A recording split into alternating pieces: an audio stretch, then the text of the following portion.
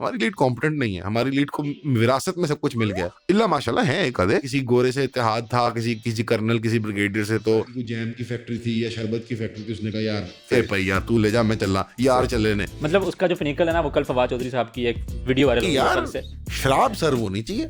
پوری دنیا میں شیشہ حقہ پینا از ویری نارمل. ہم نے یہاں سارا یہ لاہور میں انہوں نے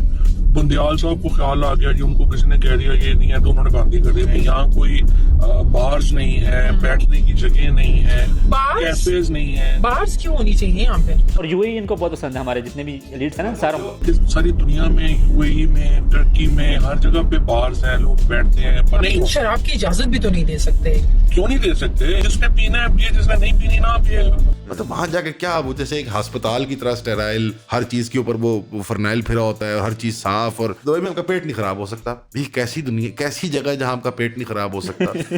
کبھی کبھی گالی سننے کا بھی دل کرتا ہے یار, خود بھی دو اور دو کھاؤ بھی. مطلب وہ گالی نہیں دینی, وہ تیسرا آدمی جو ہے نا وہ آ جائے گا. مگر میرا خیال ہے یہ جو مختلف طبقات ہیں ان کا آپس میں گفتگو ہونا بہت ضروری ہے, اور اس میں ہی آپ کا جو پوڈ کاسٹ ہے, اس قسم کے جو وسائل ہیں مزید اہمیت اختیار کر جاتے ہیں کہ رد استعمار کے کسی بھی مشروع, کسی بھی پروجیکٹ میں سیکولرزم کو تنقید نگاہ سے دیکھنے کی روش نہ. سیکولرزم کی تنقید کے بغیر رد استعمار ممکن نہیں ہے, کیونکہ استعمار کا دیرینہ تعلق ہے ہی اس سیکولر طاقت سے جس سے اسلام کو سیاست کے منافی ٹھہرانا مقصود ایک ہی تھا. صف میں کھڑے ہو گئے پوسٹ ماڈرنسٹ اور اسلامسٹ. سبحان اللہ, شعر پورا پڑھ دو پھر. ایک ہی صف میں کھڑے ہو گئے محمود و یاس, نہ کوئی بندہ رہا نہ کوئی بندہ نواز. جینڈر کیا ہے, معنی کیا ہے, یہ ٹیبل ہے, میں مان لا ہوں. اوکے, اور یہ ہماری پوڈ کاسٹ ہے, اور یہ چینل. السلام علیکم, امید ہے کہ آپ سب خیریت سے ہوں گے. آج ہمارے ساتھ ہمارے ایک سالانہ اب وہ اسٹیپل بن چکے ہیں. دوسرا ہے ویسے سالانہ ہے, کہہ دیا تیسرا ہے. زوم ڈزنٹ کاؤنٹ بیکاز وہ مطلب وہ ایک پیرلل ریئلٹی میں ہوتا ہے. ڈاکٹر شیل ترین ہمارے ساتھ ہیں, اور اگر اب آپ اردو بی یا اردو میڈیم نہیں تھے تو اب آپ ٹیون آف کر سکتے ہیں. آپ کو میں آن انگلش کے چینل ریکمینڈ کرتا ہوں. اب پورا امتحان ہونے لگا آج ہماری اردو کا. ڈاکٹر شیل ترین صاحب, سر خوش آمدید. السلام علیکم, بہت بہت شکریہ. وعلیکم السلام. آپ کو جو ان پرسن دوسری بار مل رہے ہیں, اور ہمیشہ ایک اچھا موقع ہوتا ہے. ساتھ ہی ساتھ آپ ہمیشہ ایک تحفہ ہی لے کے آتے ہیں. آپ ایک نئی اب کتاب لے کے آئے ہیں, اور ساتھ صاحب کو بہت شدت سے انتظار تھا کہ وہ پوڈ کاسٹ سے پہلے ہی رات کو حاضر ہو گئے تھے. تو ساتھ صاحب آپ تعارف کرانا چاہیں گے کتاب کا؟ ہاں, تھوڑا سا تعارف جو بیک گراؤنڈ ہے کتاب کا وہ ہے کہ friend ship between Muslim and Hindus, اور جو مختلف شخصیات ہیں مسلمانوں کی اس دور کے اندر آفٹر امپائر. مطلب امپائر سے مراد یہاں پر مغل امپائر کا اینڈ ہے, اور برٹش کولونیلزم کی شروعات ہے. اس کے اندر جو بہت سارے لوگ ہیں, جس طرح قاری طیب صاحب ہیں, مرزا جان جانان ہیں, قاسم نانوتوی صاحب ہیں, ان ساروں نے کس طرح سے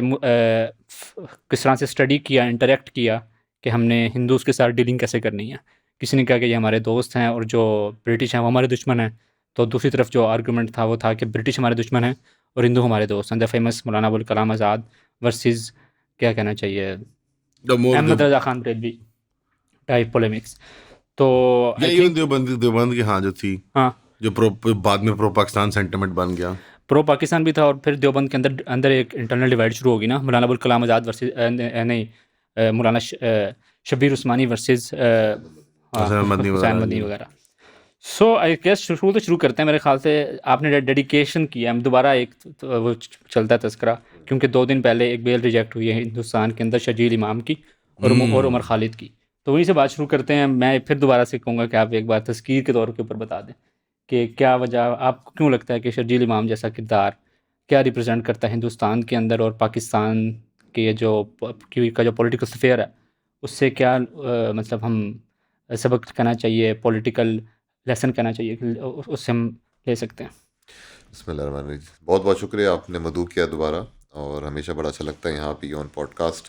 اور آپ کی میں تمام کاوشوں کو سراہتا ہوں. آپ نے ماشاءاللہ بہت زبردست قسطیں کی ہیں اس پوڈ کاسٹ کی, اور پچھلی دفعہ جب میں آیا تھا مجھے اندازہ نہیں تھا کہ یہ کتنا مشہور ایک پوڈ کاسٹ ہے. وہاں پہ امریکہ میں مجھے ایئرپورٹ پہ ایک صاحب آئے, کہتے ہیں وہ ایون والے ہیں. آپ نے ان کو اپنی ڈگری واپس کر دی. تو کیا کہتے ہیں, تو خیر میں محتاط تو میں نہیں ہوں گا, مگر مجھے ابھی اندازہ ہو گیا کہ جو کہاں لنک وغیرہ جاتے ہیں. میں سوشل میڈیا کا بندہ نہیں ہوں, مگر تو خیر بہت بہت شکریہ آپ کا. اور میں آپ کا سوال کا جواب دینے سے پہلے خالی فولیو بکس کا بےحد شکریہ ادا کرنا چاہتا ہوں، جو پاکستان میں جنہوں نے اس کتاب کو شائع کیا. یہ پاکستان ایڈیشن کی کاپی ہے اور بہت اچھا انہوں نے اس پہ کام کیا ہے، اور یہ فولیو بکس کے توسط سے دستیاب ہے. اور خالی ایک میں بات یہ کرنا چاہوں گا کہ اس کتاب میں کہ آخر میں اساتذہ کے لیے بھی تجاویز پیش کی گئی ہیں جو پڑھانا چاہتے ہوں بیچلرز کے دروس میں یا ماسٹرز یا پی ایچ ڈی کے دروس میں، کہ کس طرح پڑھایا جا سکتا ہے. کچھ سوالات پیش کیے گئے ہیں ہر باب سے وابستہ. تو میری خواہش ہوگی کہ پاکستان کے دانشگاہوں میں، جامعات میں اگر یہ کتاب پڑھائی جائے اور اس پہ جو ہے تنقیدات بھی سامنے آئیں، کیونکہ میرے لیے پاکستان، ہندوستان اور کشمیر اور بنگلہ دیش میں جو مخاطبین ہیں وہ میرے لیے ہمیشہ سب سے زیادہ اہمیت کے حامل رہے ہیں. تو سعد بھائی آپ کے سوال کی طرف بڑھتے ہوئے، یہ شرجیل جو ہیں وہ ایک طرح سے جو ایک انڈین اور ایک طرح سے عالمی لبرل سیکولر جو بیانیہ ہے اور جو اس کے جو خواہشات ہیں کہ مسلم شناخت کو اور مسلم جو سیاست ہے اس کو ایک خاص مقید پیرائے میں اندر رکھا جائے، منحصر کیا جائے. شرجیل امام جیسا انسان اس خواہش اور یہ جو ایک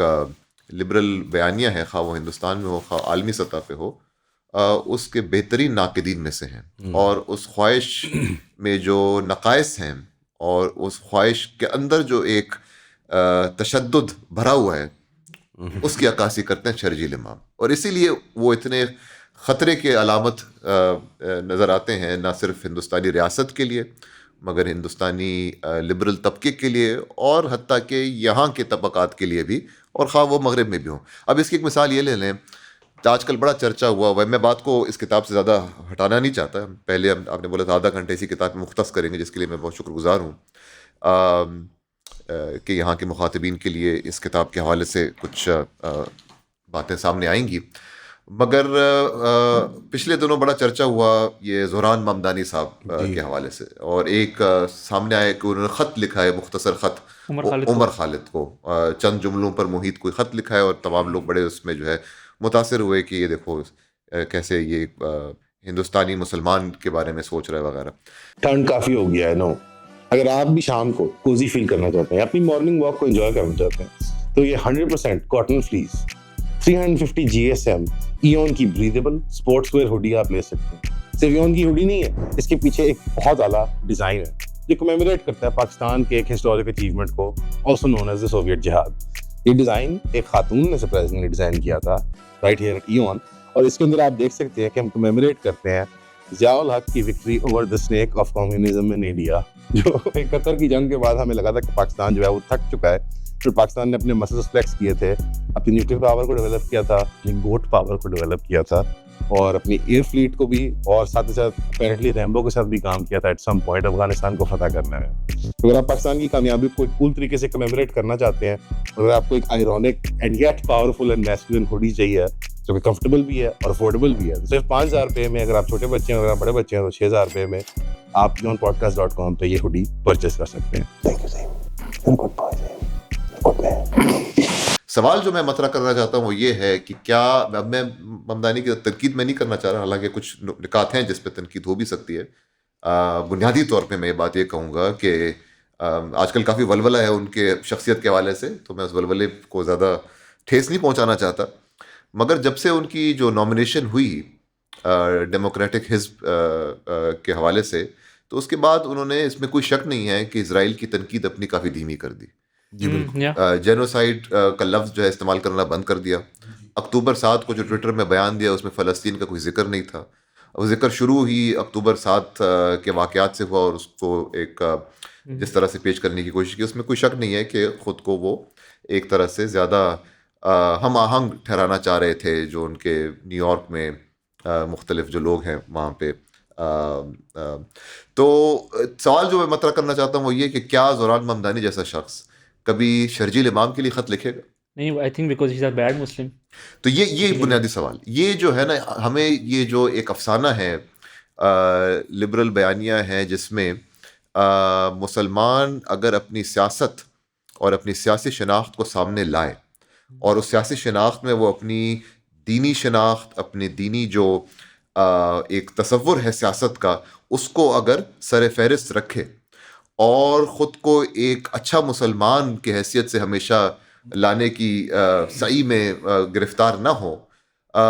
شرجیل امام وہ ایک ایسا مسلمان ہے، اور اس میں کوئی شک نہیں ہے کہ یہ وہ وجہ ہے جس کی وجہ سے وہ ریاستی تشدد کا بھی شکار ہوا ہے، جس کی وجہ سے ممدانی اس کے لیے خط نہیں لکھے گا، جس کی وجہ سے JNU اور دہلی یونیورسٹی کے اساتذہ اس کے لیے آواز زیادہ نہیں اٹھائیں گے، جس کی وجہ سے عمر خالد کے لیے تو بڑی آوازیں اٹھائی جاتی ہیں مگر شرجیل کے لیے بہت کم. میں یہ نہیں کہتا عمر خالد کے لیے نہیں اٹھانے چاہیے، ان کے لیے بھی اٹھانے چاہیے بالکل.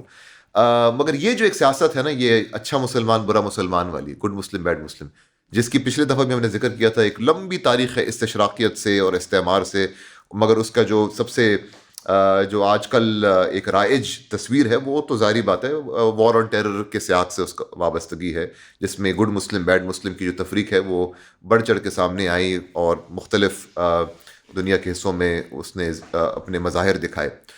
تو یہ کتاب میں نے شرجیل امام کے نام اسی لیے نہیں کی کہ ان کے تمام افکار، ان کے تمام آراء اور ان کے تمام مواقف سے میں کلیتاً اتفاق کرتا ہوں یا ان کو میں کوئی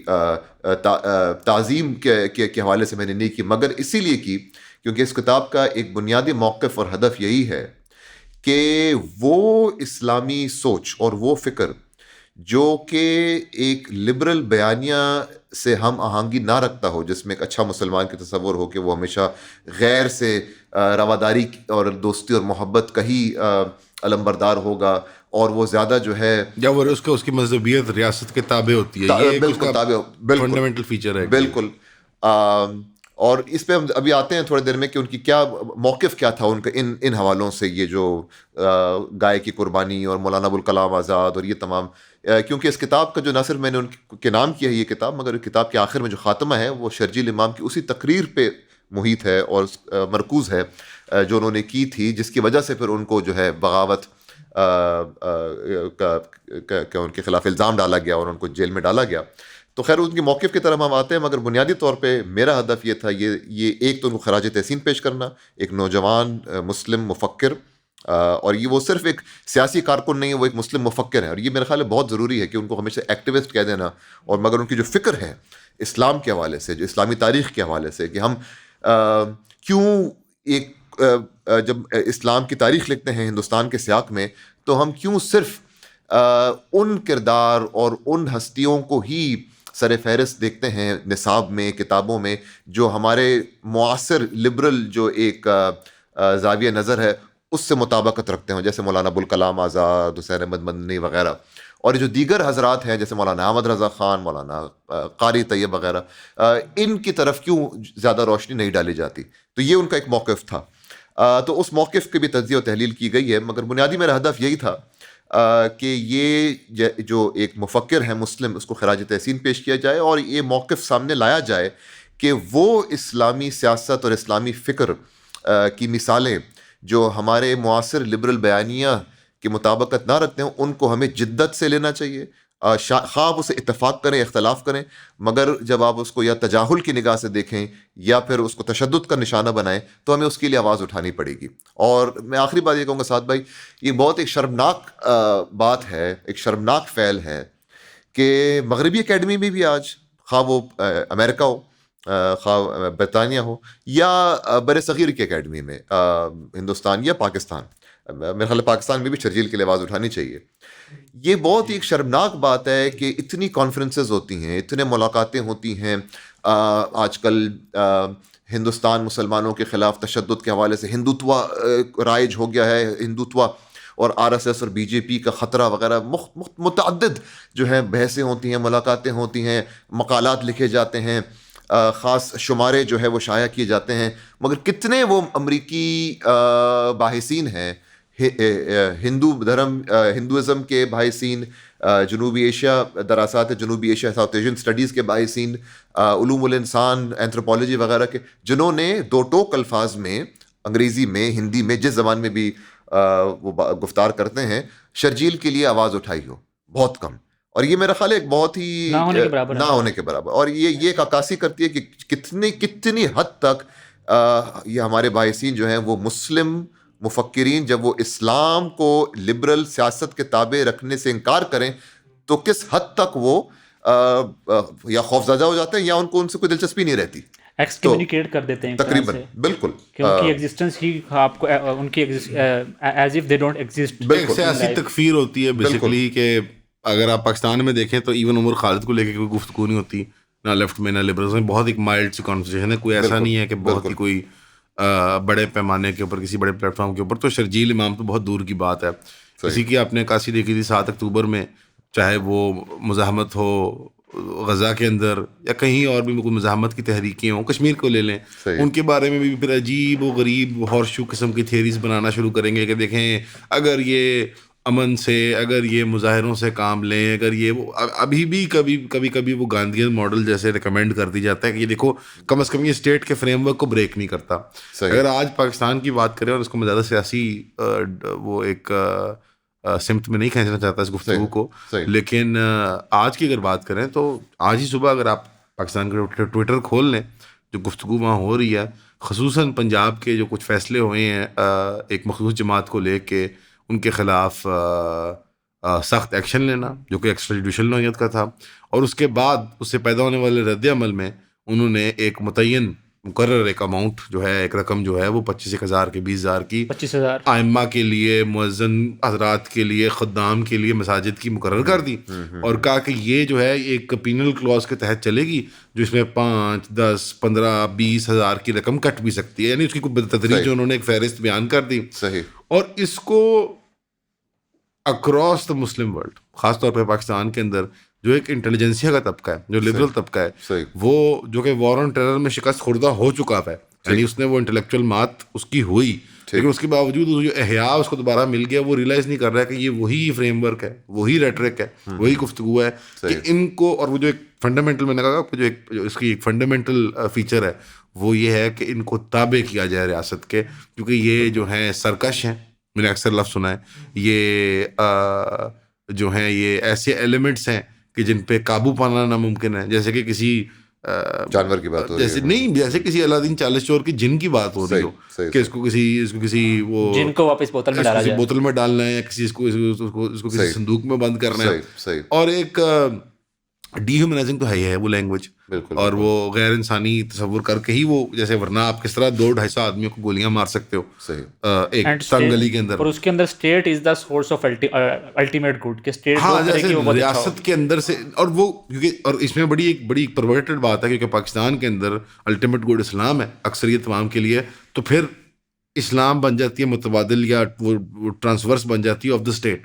کہ آپ دیکھو یہ جو کہے گا یہ اسلام ہے, اور یہ ریٹرک ٹاپ ڈاؤن ریفلیکٹ ہو رہا ہے کہ جہاد اسٹیٹ ڈکلیئر کرے گی, اس کا میکنزم کیا ہوگا, علماء سے وائزین سے بیعت اور فیلٹی کی جیسے وہ ایک ڈیمانڈ رکھی جا رہی ہے. اور اس کو ایک طبقہ جو عام طور پہ انسانی حریت یا انسانی آزادی سے متعلق گفتگو کرتا ہے, لیکن اس لبرل پیراڈائم کو اسکیپ نہیں کر پا رہا. بالکل کچھ جو پوسٹ ماڈرنسٹ تنقید ہے اس کو وہ ہضم نہیں کر پا رہا. اسے شاید جینڈر اور سیکشول نارمس کو اس نے پک اپ کر لیا, لیکن اس کی اصل تنقید کا ہدف جو ہے, جو لبرل ورلڈ آرڈر تھا, اس کو وہ بالکل, حالانکہ ہم کوئی پورے مدعا تو نہیں ہے پوسٹ ماڈرنسٹ تنقید کے, لیکن اس کے اندر کچھ تو حقانیت ہے کہ اگر معنی ٹرانزینٹ ہے, اس کا کوئی وہ بنیاد نہیں, تو پھر کوئی بھی معنی مطلب تو وہ نہیں وہ دیکھ پا رہے. اور یہ اس کی ہاف لائف بھی چھوٹی نظر آ رہی ہے بنسبت وار آن ٹیرر کے, اور یہ بہت دھڑام سے جیسے گرے گا یہ معاملہ, اور کوئی ان کو فکر نہیں ہے کہ ہم وہ ایکول اینڈ اپوزٹ ریئیکشن کے تحت معاشرے کی ممبرین کو کیسے چھیڑ چھاڑ کر رہے ہیں. تو اس کتاب سے متعلق وہ آپ شرجیل امام کی آپ نے بات کی, تو یہ کس طرح سے ایک عام آدمی کنٹیکچولائز کرے اس کتاب کی مدد سے اور شرجیل امام کے واقعے سے؟ جو بنیادی طور پہ یہ کتاب جو ہے ایک تاریخی پیرائے میں لکھی گئی ہے, جو کہ 18ویں صدی کے اواخر سے 20ویں صدی کے وسط تک مسلم مفکرین, کچھ بلند پایا معروف مسلم مفکرین بر صغیر میں, ان کے آپس میں اختلافات ایک بڑے ضروری موضوع پہ, جو کہ مسلم غیر مسلم علاقات, مسلم غیر مسلم دوستی اور موالات کے حوالے سے. اور آپ کے سوال کا جواب دیتے ہوئے میں یہ کہ آپ نے بولا نا کہ اسلام اور ریاست کو یکجا کر دینا اور جو ریاست کو اسلام کا ترجمان ٹھہرا دینا، تو ایک طرح سے آپ کے سوال کا جواب میں یہ دوں گا کہ ان مسلم مفکرین کی جو سوچ ہے، خواہ وہ جس قسم کی بھی ہو اس موضوع پہ، مسلم غیر مسلم رشتے اور علاقات کے حوالے سے، خواہ اس میں تسامح ہو، لچک ہو، خواہ وہ زیادہ تسامح سے مفقود ہو، مگر کم از کم ایسی منطق ہم دیکھتے ہیں اسلامی خود ارادیت کی یا اسلامی حاکمیت کی، سوورنٹی کی، جو کہ جدید ریاست کے جو طریقے ہیں اپنی حاکمیت اور اپنی خود ارادیت کو نافذ کرنے کے حوالے سے، اس سے خواہ وہ متصادم نہ بھی ہوں، مگر کم از کم ایک الگ زاویہ نظر ہے کہ آپ خود ارادیت، حاکمیت اور طاقت کو، اسلامی طاقت کو کیسے سمجھ سکتے ہیں۔ اور جو بنیادی موقف کتاب کا یہ وہ پیش کیا گیا ہے وہ یہ ہے کہ جب بر صغیر کے سیاق میں اسلامی سیاسی حاکمیت کا سقوط ہو جاتا ہے اور انحطاط ہو جاتا ہے، خاص طور پر 1857 کی جنگ کے بعد، تو یہ جو موضوع ہے مسلم غیر مسلم علاقات اور موالات کا، یہ ایک بہت ہی کلیدی اور مرکزی میدان بن کے سامنے آتا ہے، جہاں مختلف گروہ جو ہیں مسلمان مفکرین اور علماء کے، وہ جو اپنا موقف پیش کرتے ہیں اس حوالے سے، اس میں دراصل جو محرک ہے وہ یہی ہے کہ ہم سیاسی حاکمیت کے کھو بیٹھنے کے بعد اپنی خود ارادیت، اپنی حاکمیت کو کیسے سمجھیں۔ اور یہ مسلم غیر مسلم علاقات جو ہے وہ ایک میدان بن کے سامنے آتا ہے جس میں مختلف یہ تصورات پیش کیے جاتے ہیں حاکمیت، طاقت اور خود ارادیت کے، جس کو ہم سوورنٹی سے تعبیر دیتے ہیں۔ تو ایک طرف سے اس کتاب کا ایک جو مرکزی ہدف ہے وہ یہی ہے کہ ہم اتنے جدید ریاست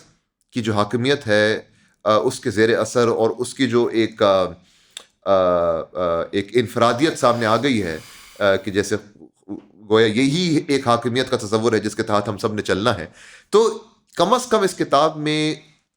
کیونکہ یہ کتاب ما قبل جو جدید ریاست کا جو قیام ہے اس کے ما قبل کا جو سیاق ہے اس پر مرکوز ہے، تو کم از کم ہمیں حاکمیت اور طاقت، اسلامی طاقت و حاکمیت و خود ارادیت کے کچھ ایسے شاخسانے، کچھ ایسے تصویریں مہیا کرتی ہے یہ کتاب، جو کہ ہمیشہ معاصر جدید ریاست کی حاکمیت اور اس کو نافذ کرنے کے جو طریقے ہیں اور عملیات ہیں اس سے کم از کم مختلف ہیں، خواہ وہ متصادم نہ بھی ہوں۔ تو ایک طرف سے حالانکہ یہ کتاب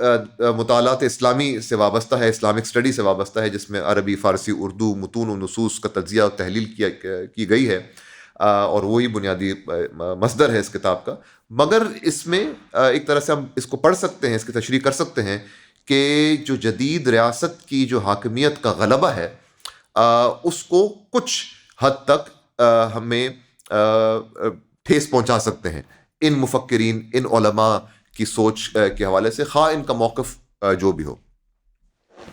لیکن یہ جو فکر ہے، جی آپ نے جیسا بتایا کہ استعماری شکست کے بعد، جو استعمار کا غلبہ تھا اس کی شکست کے بعد، جی ایک احساس تھا کہ اس کا جو آپ سمجھ لیں کہ ایکسس ہے یا ایونٹ ہے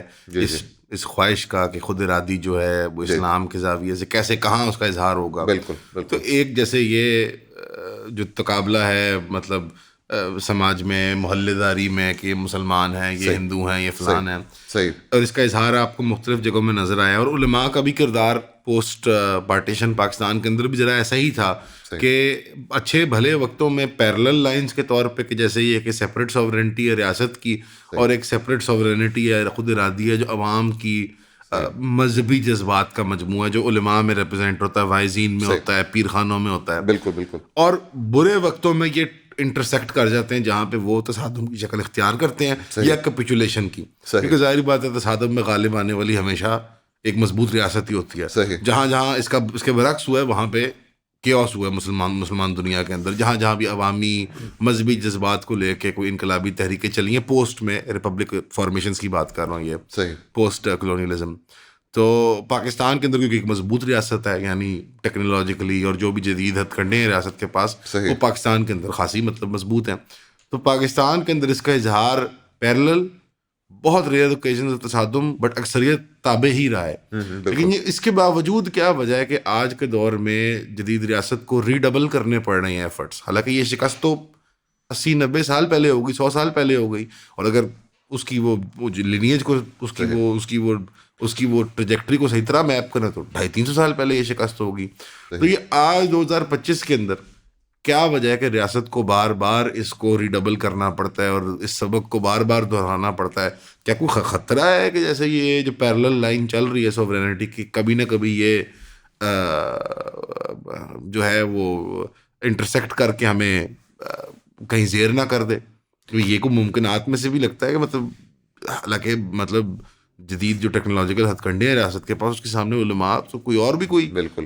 کھیپ ہو تو وہ نہیں کھڑی ہو سکتی. بالکل نہیں، آپ کا بڑے شاندار سوال ہے، کیونکہ جیسے آپ نے کہا کہ جو اصل جو مادی طاقت ہے اس میں تو ریاست کا مقابلہ نہیں ہو سکتا، ٹھیک ہے، مگر میرا خیال ہے جو یہ فکری طاقت ہے اس کا شاید ادراک ہے کسی حد تک مختلف ریاستوں کو، اور ریاست خود بھی ظاہری بات ہے اسلام کے حوالے سے ان کا موقف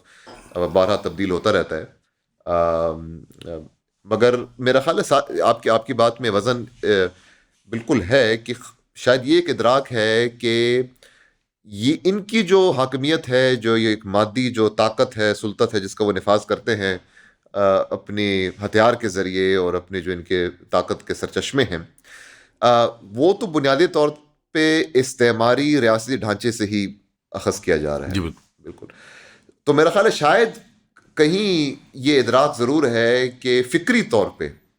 اور ایک علمی طور پہ اور ایک روایتی طور پہ، یا ہمارا جو ایک علمی ورثہ ہے، ایک روایت کا جو ورثہ ہے، اس کے ہم متصادم ہیں. اور اگر وہ ورثہ یکجا ہو جائے یا اس میں اس قسم کے وسائل سامنے آ جائیں جس سے یہ جو جدید ریاست کی جو حاکمیت ہے، جو ایک استعماری ڈھانچے سے چلا آ رہا ہے، اس کی یا نفی ہو یا اس سے اختلاف ہو یا اس میں جو ایک مغربیت کا تسلط ہے،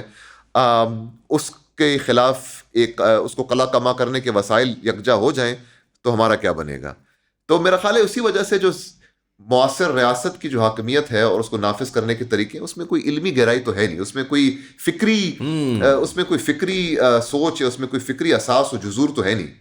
تو یہ جو روایت ہے جس میں خواہ آپ مختلف مواقف بھی ہیں، اختلافات بھی ہیں، بحثیں بھی ہیں وغیرہ، مگر یہ کم از کم روایت سے تو وابستہ ہے.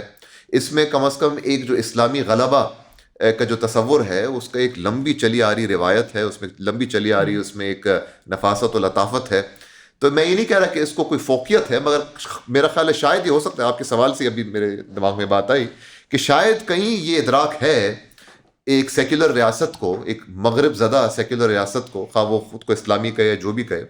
کہ ہمارا جو بیانیہ ہے اور ہمارے حاکمیت کو یکجا کرنے کا جو طریقہ ہے اور جو ہمارے طاقت کا جو مصدر و منبع ہے وہ ہماری روایت سے کافی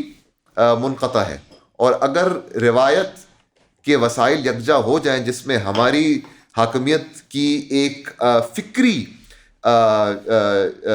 جو نقائص ہیں وہ ظاہر ہو جائیں، تو پھر جمہور میں، عوام الناس میں ہماری کیا حیثیت رہے گی؟ تو شاید یہ ایک قلق ہے، ایک انزائٹی ہے جو کہ رونما تو کبھی نہیں ہوگی. لوگ ظاہری باتیں پھنسے ہوئے ہیں، لوگ ظاہری باتیں کافی اس میں ہیں، مصیبت میں ہیں، اور خوف بھی ہے، ریاست کا ہوتا ہے خوف. مگر یہ بنیادی طور پہ استعماری ریاست ہو یا معاصر ریاست ہو، خواہ وہ امریکہ کی ہو، خواہ وہ ہندوستان کی ہو، خواہ وہ پاکستان کی ہو، جو بنیادی اس میں ایک جو ہم کہتے ہیں نا مفارقہ یا پیراڈاکس یا ایک کانٹرڈکشن، جو تناقض ہے، وہ یہی ہے کہ جتنا زیادہ ایک ریاست تشدد و عنف کا استعمال کر رہی ہو، اتنی زیادہ اپنی طاقت کے اظہار کے لیے وہ اتنی زیادہ اس کی جو کمزوری ہے اور جو اس کی فکری اور معنوی جو نقص ہے اس کو ظاہر کر رہی ہوتی ہے. جو اس کو ہم انگریزی میں کہتے ہیں the more that a state is vulnerable the more it enacts violence. یہ وہ قحط ہے جو فکر کا اور نظریے کا، انسیکیورٹی ہے نا، لیکن جو انسیکیورٹی ہے یہ جس میں وہ اپنی گرفت کو وہ جو ہے مزید اپنے شکنجے کو وہ ٹائٹ کر رہے ہیں اور اس کے اندر وہ اور سختی پیدا کر رہے ہیں. اس میں جیسے کبھی، حالانکہ یہ موضوع نہیں ہے آپ کی بحث کا، لیکن میں جیسے مطلب ایک طالب علم کے طور پہ سوال پوچھتا ہوں کہ، اور آپ کیونکہ امور ریاست اور ان چیزوں سے متعلق آپ لکھتے بھی ہیں، صحیح اور اسلامی فکر ہو یا استعماری ہو یا اس کے بعد آنے والی معاصر فکر ہو، جو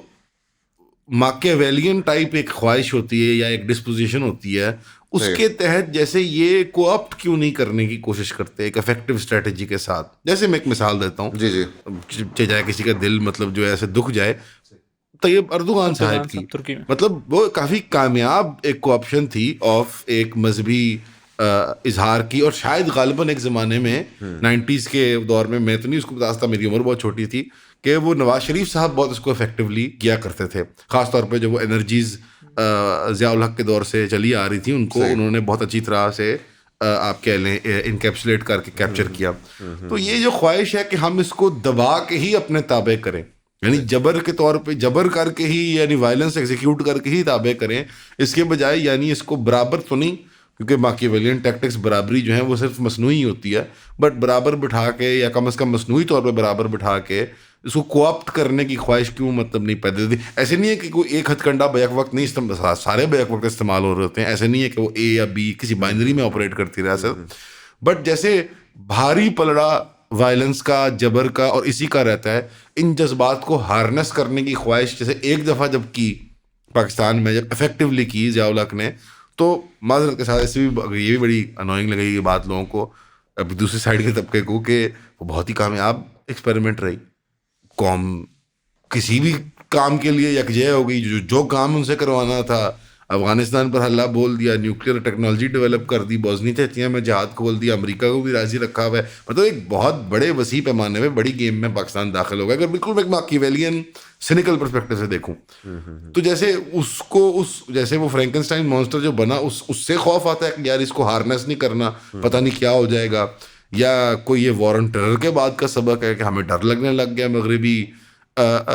جبر سے, یا کیا چیز ہے جو ان کو اینیمیٹ کرتی ہے کہ وہ کہیں نہیں صرف ڈنڈے ہی مارنے ہیں, ان کو ہم نے ان سے بات نہیں کرنی, ان کو برابر نہیں بٹھانا. نہیں, اس موضوع پہ جو ہم نے ذکر کیا, حالانکہ معاصر پاکستان میرا بنیادی مجال تخصص نہیں, مگر اس میں جیسے قاسم زمان صاحب کی جو 2002 والی کتاب ہے, نہیں 2002 والی کسٹوڈینز آف چینج, دی علماء ان کنٹمپریری اسلام, جو ان کی پہلی کتاب تھی پاکستان پر مرکوز, تو اس میں بڑے دلچسپ ایک چیپٹر ہے, اس کا ایک باب ہے یہ ضیاء الحق کے دور کے حوالے سے اور علماء ضیاء الحق کے تعلقات کے حوالے سے, جس میں بہت عرصہ ہوا مجھے وہ کتاب پڑھے ہوئے. بنیادی ان کا میرا خیال ہے موقف یہی تھا کہ جتنی بھی یہ دکھانے کی کوشش کی گئی ہے کہ ایک اسلامی ریاست وغیرہ تھے, مگر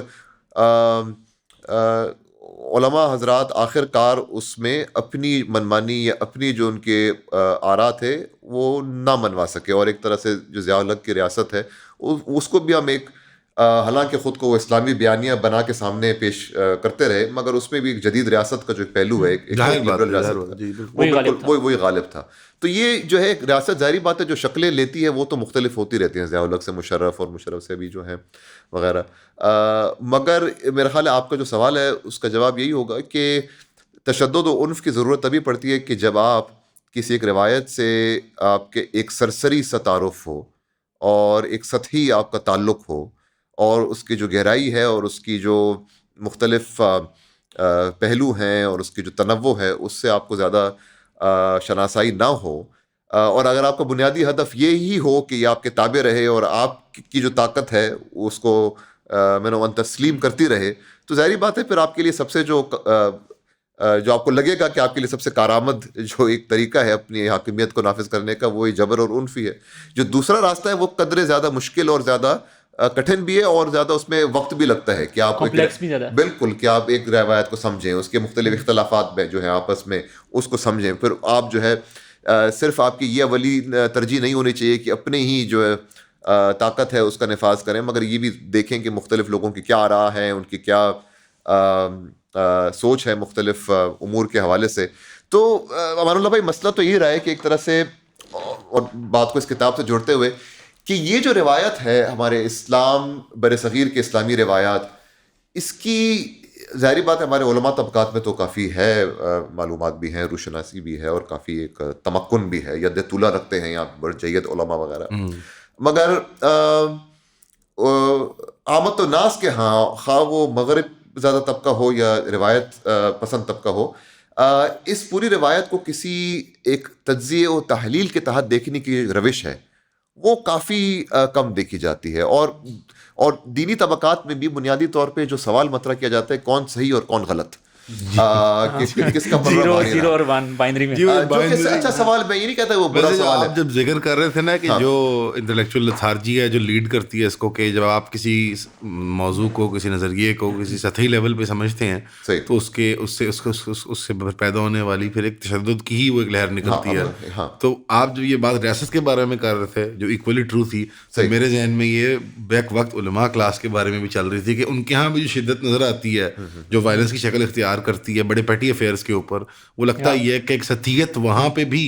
یعنی کہیں میں نے مطلب آپ حسان اسپائکر سے واللہ آپ واقف ہیں کہ نہیں, ہاں جی, وہ ایک صوفی منکش ہیں اور ایک عالم ہیں, بس سیکنڈ جنریشن اینگلو امریکن مسلمان ہیں, یعنی وہ جو 70 کی دہائی میں لوگ مسلمان ہیں ان کی پیدا ہونے والی اس میں سے مطلب تو وہ انہوں نے یہ بات بڑے ببانگ دول آپ ہی کی چیئر میں بیٹھ کے کہی کہ میرے خیال میں یہ کہنا کہ ایک علماء کلاس آج ہے وہ ایک بہت بڑی, یعنی آج کے دور کے جو جن کو ہم علماء کہہ دیتے ہوتے ہیں بڑے کانفیڈنس کے ساتھ, وہ شاید طالب علمی کے معیار پہ بھی نہ اترتے. کچھ صرف فرنگی محل کے زمانے میں 100 150 200 300 سال پہلے تک کی بھی بات انہوں نے کی. اوبیسلی ایک رومانوی انہوں نے ایک وہ ایسے بہت ہی انہوں نے وہ براڈ برش کے ساتھ یہ بات کی, لیکن جیسے عام آدمی کو محسوس ہوتا ہی ہے کہ یہ شدت وہاں بھی نظر آتی ہے, اور ایک سطحیت, چاہے وہ مغربی تہذیب کو سمجھنے میں ہو چاہے اپنی تہذیب کو سمجھنے میں. اور سرکار کی تو لیتھارجک تھنکنگ یا لیزی پالیسی کا تو کیا ہی کہنا, کیونکہ ساتھ استعمار کے یا وہ جو ریاست کا سٹائل ہے اس کے ساتھ اب وہ مرکنٹلزم کا یا کیپٹلزم کا تڑکا بھی تو ہے کہ ہر چیز کو وہ کاسٹ افیکٹو کرنا. تو کاسٹ افیکٹو چیز جو ہوتی ہے وہ بالکل بھی جید نہیں ہوتی, وہ بڑی وہ پلاسٹک کی ہوتی ہے, یعنی مراد کہ وہ ڈسپوزیبل ہوتی ہے, فوراً کیا ون کیچ آل سولوشنز, اور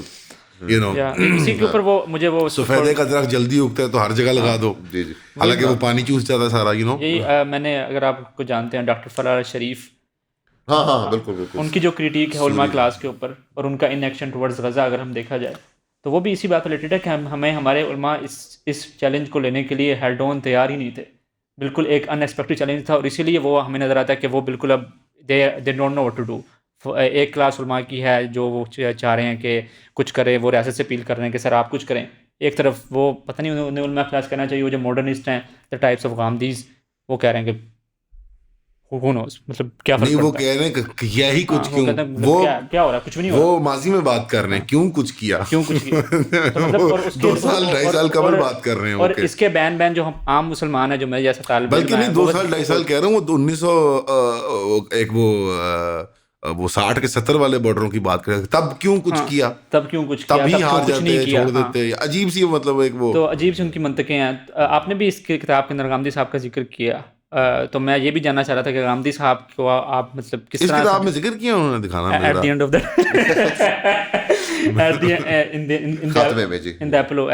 ایپیلوگ اس کے اندر آپ نے مینشن کیا ہے, اور اس کے اندر آپ نے کہا غامدی صاحب بھی یہ بات کرتے ہیں کہ اسلامی ریاست نہیں, اس ریاست کو اسلامائز نہیں کیا جا سکتا, لیکن جمعہ اسی مسلم ریاست میں ہوگا. ہاں, تو ان کے نزدیک ٹیکسس میں رہنا اور وہاں کی ریاست کو ٹو کرنا از ایکویلنٹ ٹو کہ آپ پاکستان میں رہ رہے ہیں ایک مسلم کیا کرنا چاہیے مسلم میجورٹی اسٹیٹ کے اندر, اور یہاں والی ویل چیئر والی سرکار سے بھاگ کے وہاں کی ویل چیئر سرکار کی اطاعت کرنی پڑ رہی ہے. یہاں خادم صاحب تھے, وہاں ٹیکسس کا گورنر ہے, وہ بھی ویل چیئر میں ہے, تو اب مطلب اس کی چمڑی اچھی ہے, تو یار ویسے خادم صاحب ہمارے زیادہ خوبصورت تھے. آئی ڈونٹ نو کہ اگر پورے 2 سوالات کی کچھ سینس, ویسے بالاتفاق واقعی میں ویل چیئر والا گورنر ہے وہاں, ابھی مجھے یاد آ گیا مجھے, جس نے اس کو بڑا ہی ظالم آدمی ہے. ابھی اس کی بڑی کوشش تھی یہ سامی حمدی صاحب جو ہیں ان کو منتقل کیا جائے اس کے پاس, اور ان کو وہاں پہ ٹرائی کیا جائے, تو اس کے اندر پھر لمبی قید ہونی تھی ان کو, اللہ نے کرم کیا کہ وہ کیلیفورنیا اسٹیٹ میں اسی نے ایک پابندی بھی لگائی ہے کیئر پہ اور اخوان المسلمین پہ, اور وہ بڑا ہی سخت گیر ہے, اور وہ اس کے کان دھرنے والے وہ ان کو دھرتا ہے, وہ جو یہ جو بہت بڑے صہیونی سرگنے ہیں نا وہاں پہ, جو یہ کالمسٹ لورا تقریر کرنے والے اور دائی اور اس طرح کے, وہ تو وہ بڑا ہی مطلب, تو ہمارے والی ویل چیئر والے کی سن لیتے ہیں خامدی صاحب. مطلب نہیں المیہ تو یہ ہے نا, خاص طور پہ میرا خیال ہے پاکستان کے سیاق میں, وہ یہ ہے کہ نہیں ہیں تو کافی نوجوان علماء بھی اور دیگر بھی جو کہ بہت ہی لطافت سے کام کر رہے ہیں. میرا 2 سال تعلق رہا ہے ایک پروگرام میں مدرسہ ڈسکورسز کے نام سے, جس میں تقریباً 50 کے قریب مدارس سے فارغ و تحصیل تھے علماء, ہندوستان سے بھی پاکستان سے بھی, مرد اور خواتین. تو یہ 2 سال کا پروگرام تھا کہ مغربی علوم الانسان, ویسٹرن ہیومینٹیز اور مسلم علوم الانسان مسلم ہیومینٹیز کا آپس میں ایک گفتگو کرائی جائے. تو اس کے توسط سے کافی لوگوں سے جو ہے تعارف ہوا. تو کافی زبردست یہاں پہ ہنرمند علماء ضرور ہیں. ایک دو نام لے لیتا ہوں. ایک جوب میں ہمارے بھائی ہیں سمیع اللہ سعدی صاحب, بڑا اچھا لکھتے ہیں ماہنامہ شریعہ میں. پرسوں ملاقات ہوئی. ایک میر حمزہ نامی ایک ہیں گجرانوالا میں, اور مختلف لوگ ہیں. اور مسئلہ یہ کہ یہ جو ہے جو کہ مختلف جو موضوعات پر کام کر رہے ہیں, کوئی ابن حزم پر, کوئی ابن عربی پر, کوئی مولانا انور شاہ کشمیری پر وغیرہ,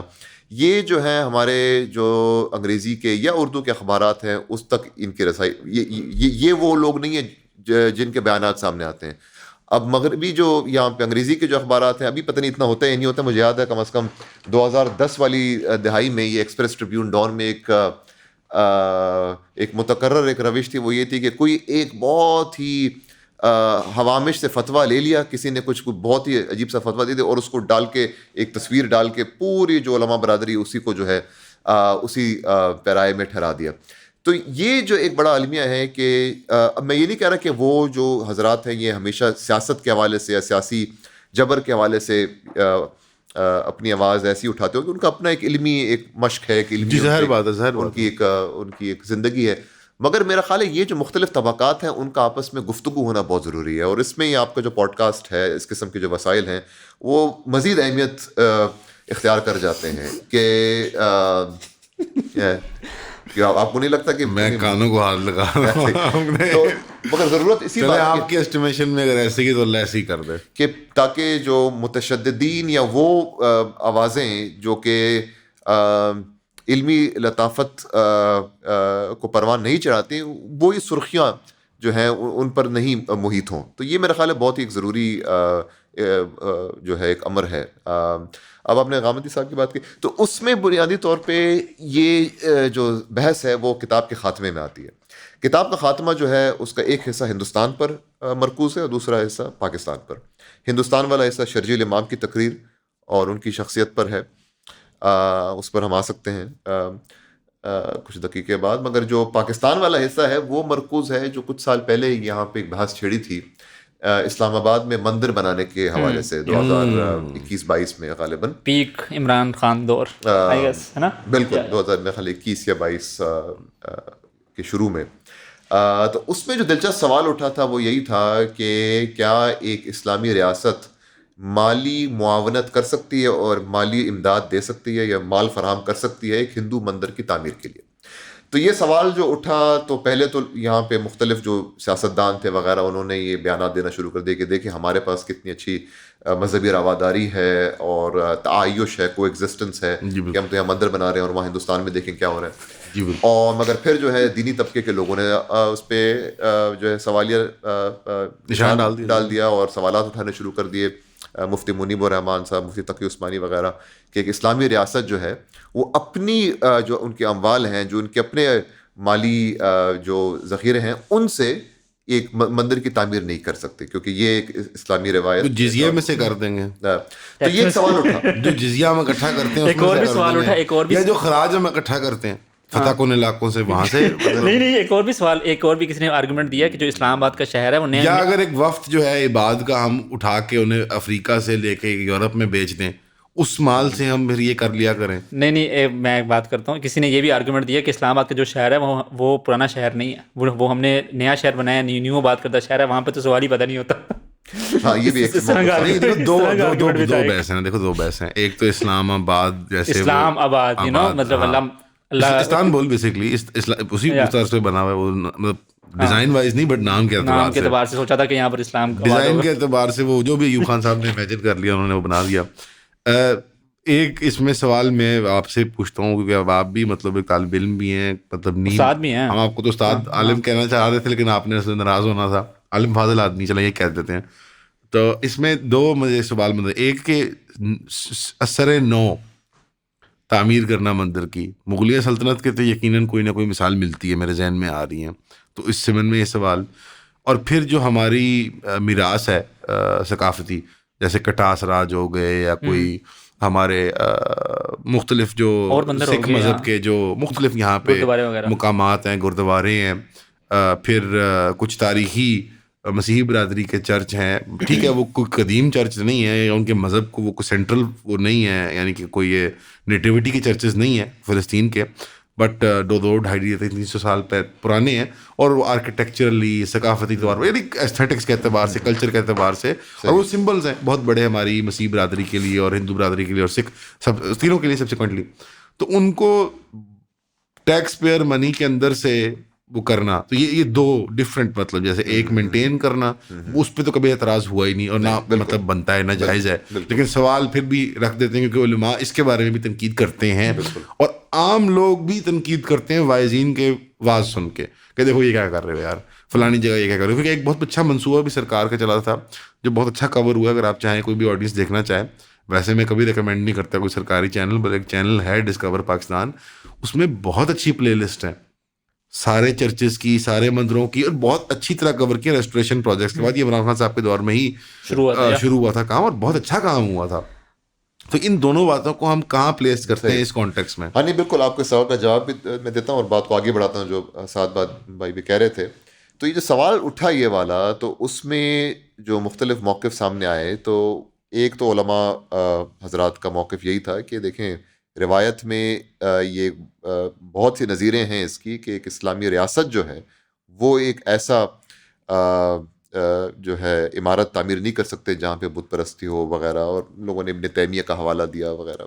اور اس میں اسلام آباد والی بات بھی آ گئی کہ جو دارالحکومت ہے, جو پہلے زمانے میں دارالخلافہ ہوتا تھا, وہاں پہ جو ہے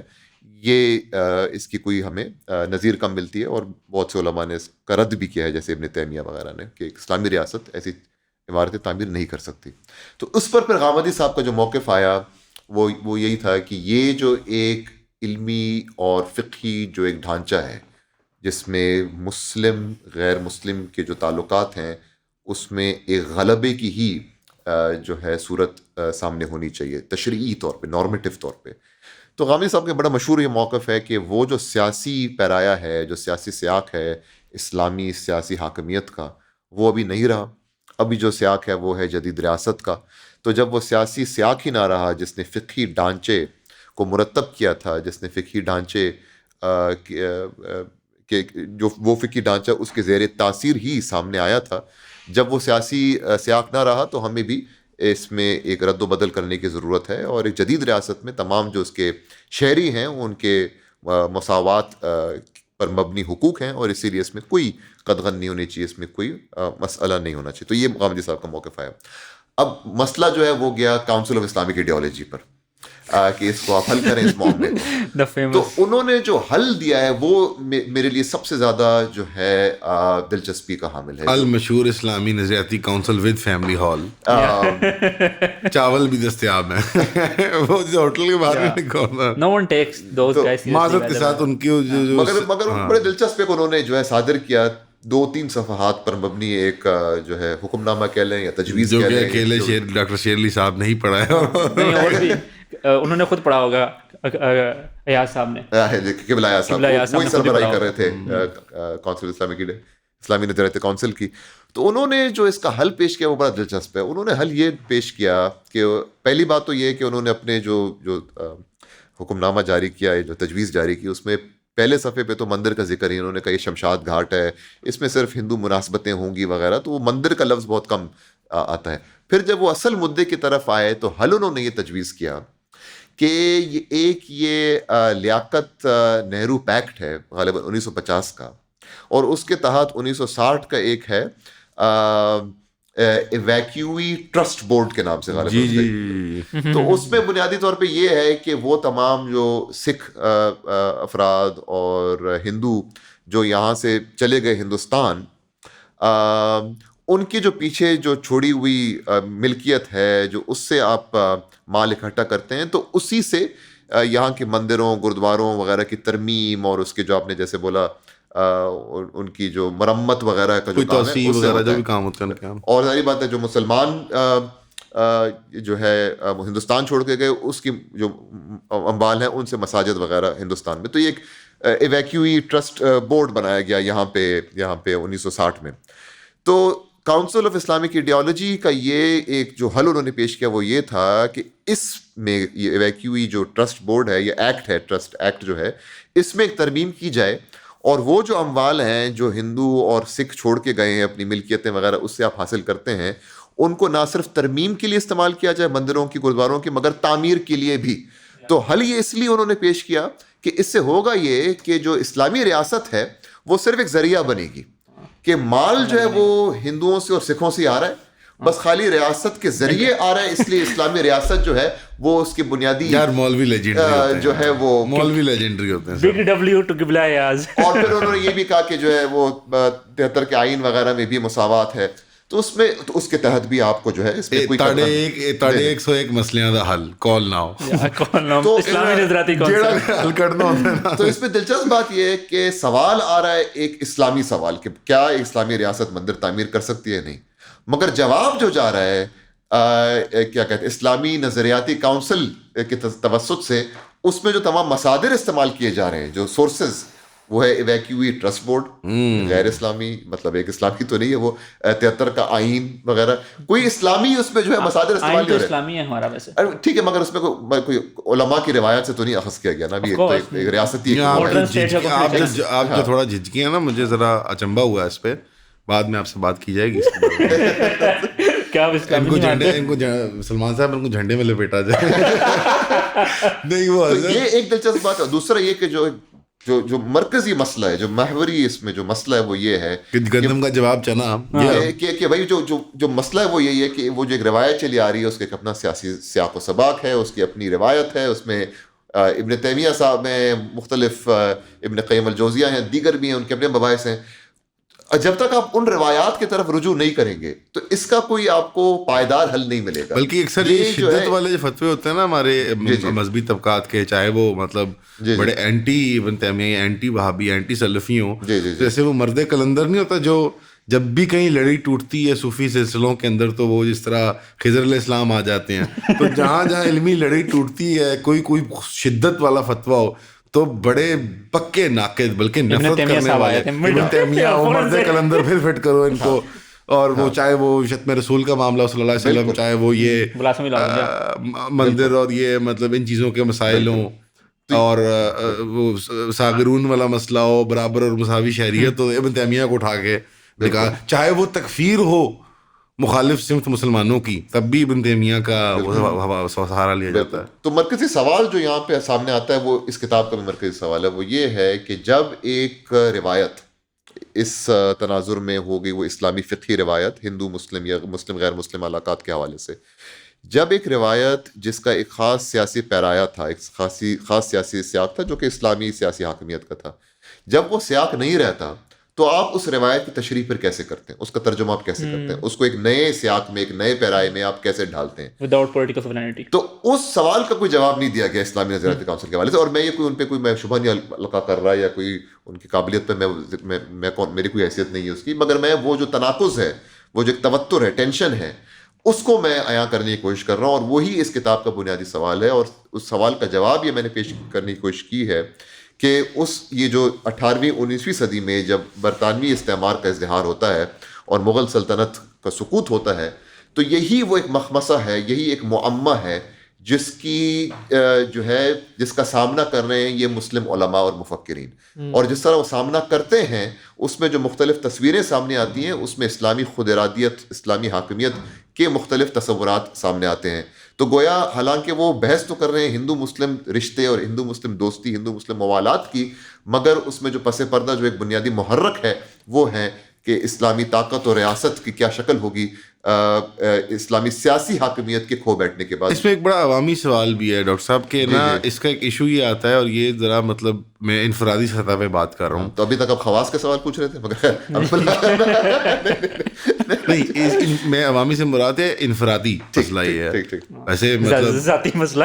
ہاں ذاتی مسئلہ بنتا ہے کہ جو انفرادی بیہیویئرل چینجز آتے ہیں اس تصادم کی وجہ سے، اس کلیش کی وجہ سے، کہ جو لیک آف سوورینٹی ریپرزینٹ ہوتی ہے یا خود ارادیت جو کہیں بھی اس کا پھر کوئی وہ نہیں بنتا، ایونیو نہیں بنتا، تو وہ اسی موضوع کو لے کے آتی ہے. اور یہ پھر بہت سورس آف فرسٹریشن بنتی ہے. تو انفرادی سطح کے اوپر بھی مسلمانوں کا ایٹیٹیوڈ جو کہ کلاسیکلی بڑے مہمان نواز تھے, ویلکمنگ تھے, پڑوسیوں کا احترام کرنے والے تھے, لوگوں کے بیہیویئرز میں ایک عجیب سی شدت بھی آ جاتی ہے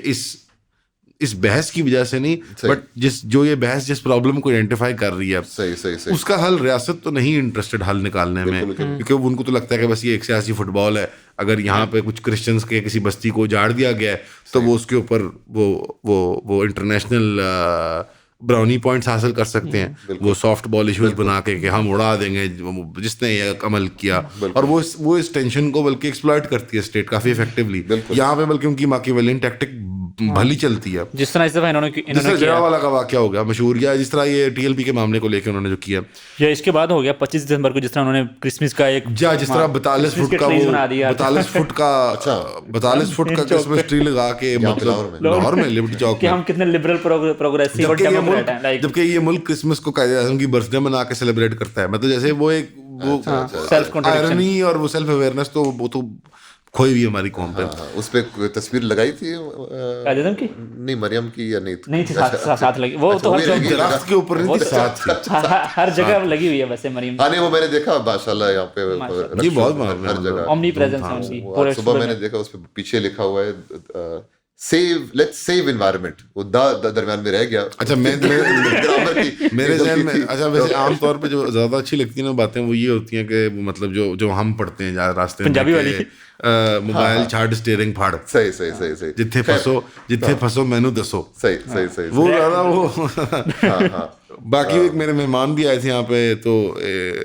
ایران سے, تو وہ یہاں سے گزرے تو انہوں نے یہ مین پول دیکھا تو انہوں نے کہا یہ جی جن پنگ کی پینٹنگ کیوں بنی ہے. میں نے کہا ہمارا دوست ہے, اور پھر اس کے پیچھے اردوغان کی, انہوں نے کہا اس کا کیا تعلق ہے اس کے ساتھ. میں نے کہا یہ بھی ہمارا دوست ہے. تو وہ کیا ہے, پبلک دیواریں ہیں, چاکنگ کر دیں جس کی بھی لگا دیں فوٹو. تو یہ انفرادی سطح کے اوپر مسلمانوں کا ایٹیٹیوڈ ویسے نہیں ہے کہ جیسے ہم پہلے پایا کرتے تھے. اور میں اپنے آپ کو بھی جب دیکھتا ہوں, یا آپ ساتھ دیکھتے ہوں گے یا آپ دیکھتے ہوں گے ہمارے کولیکٹیو کے اندر, تو وہ شدت میرے اندر تو نہیں ہے. مجھے تو کوئی نفرت نہیں ہے میرے عیسائی ہندو سکھ پڑوسی سے, یعنی کولیکٹیولی اور سیاسی لیول میں اس کو سمجھ سکتا ہوں, اور شاید پریکٹس میں بھی لے کے آتا ہوں کہ نہیں یہاں پہ ہماری وہ ہے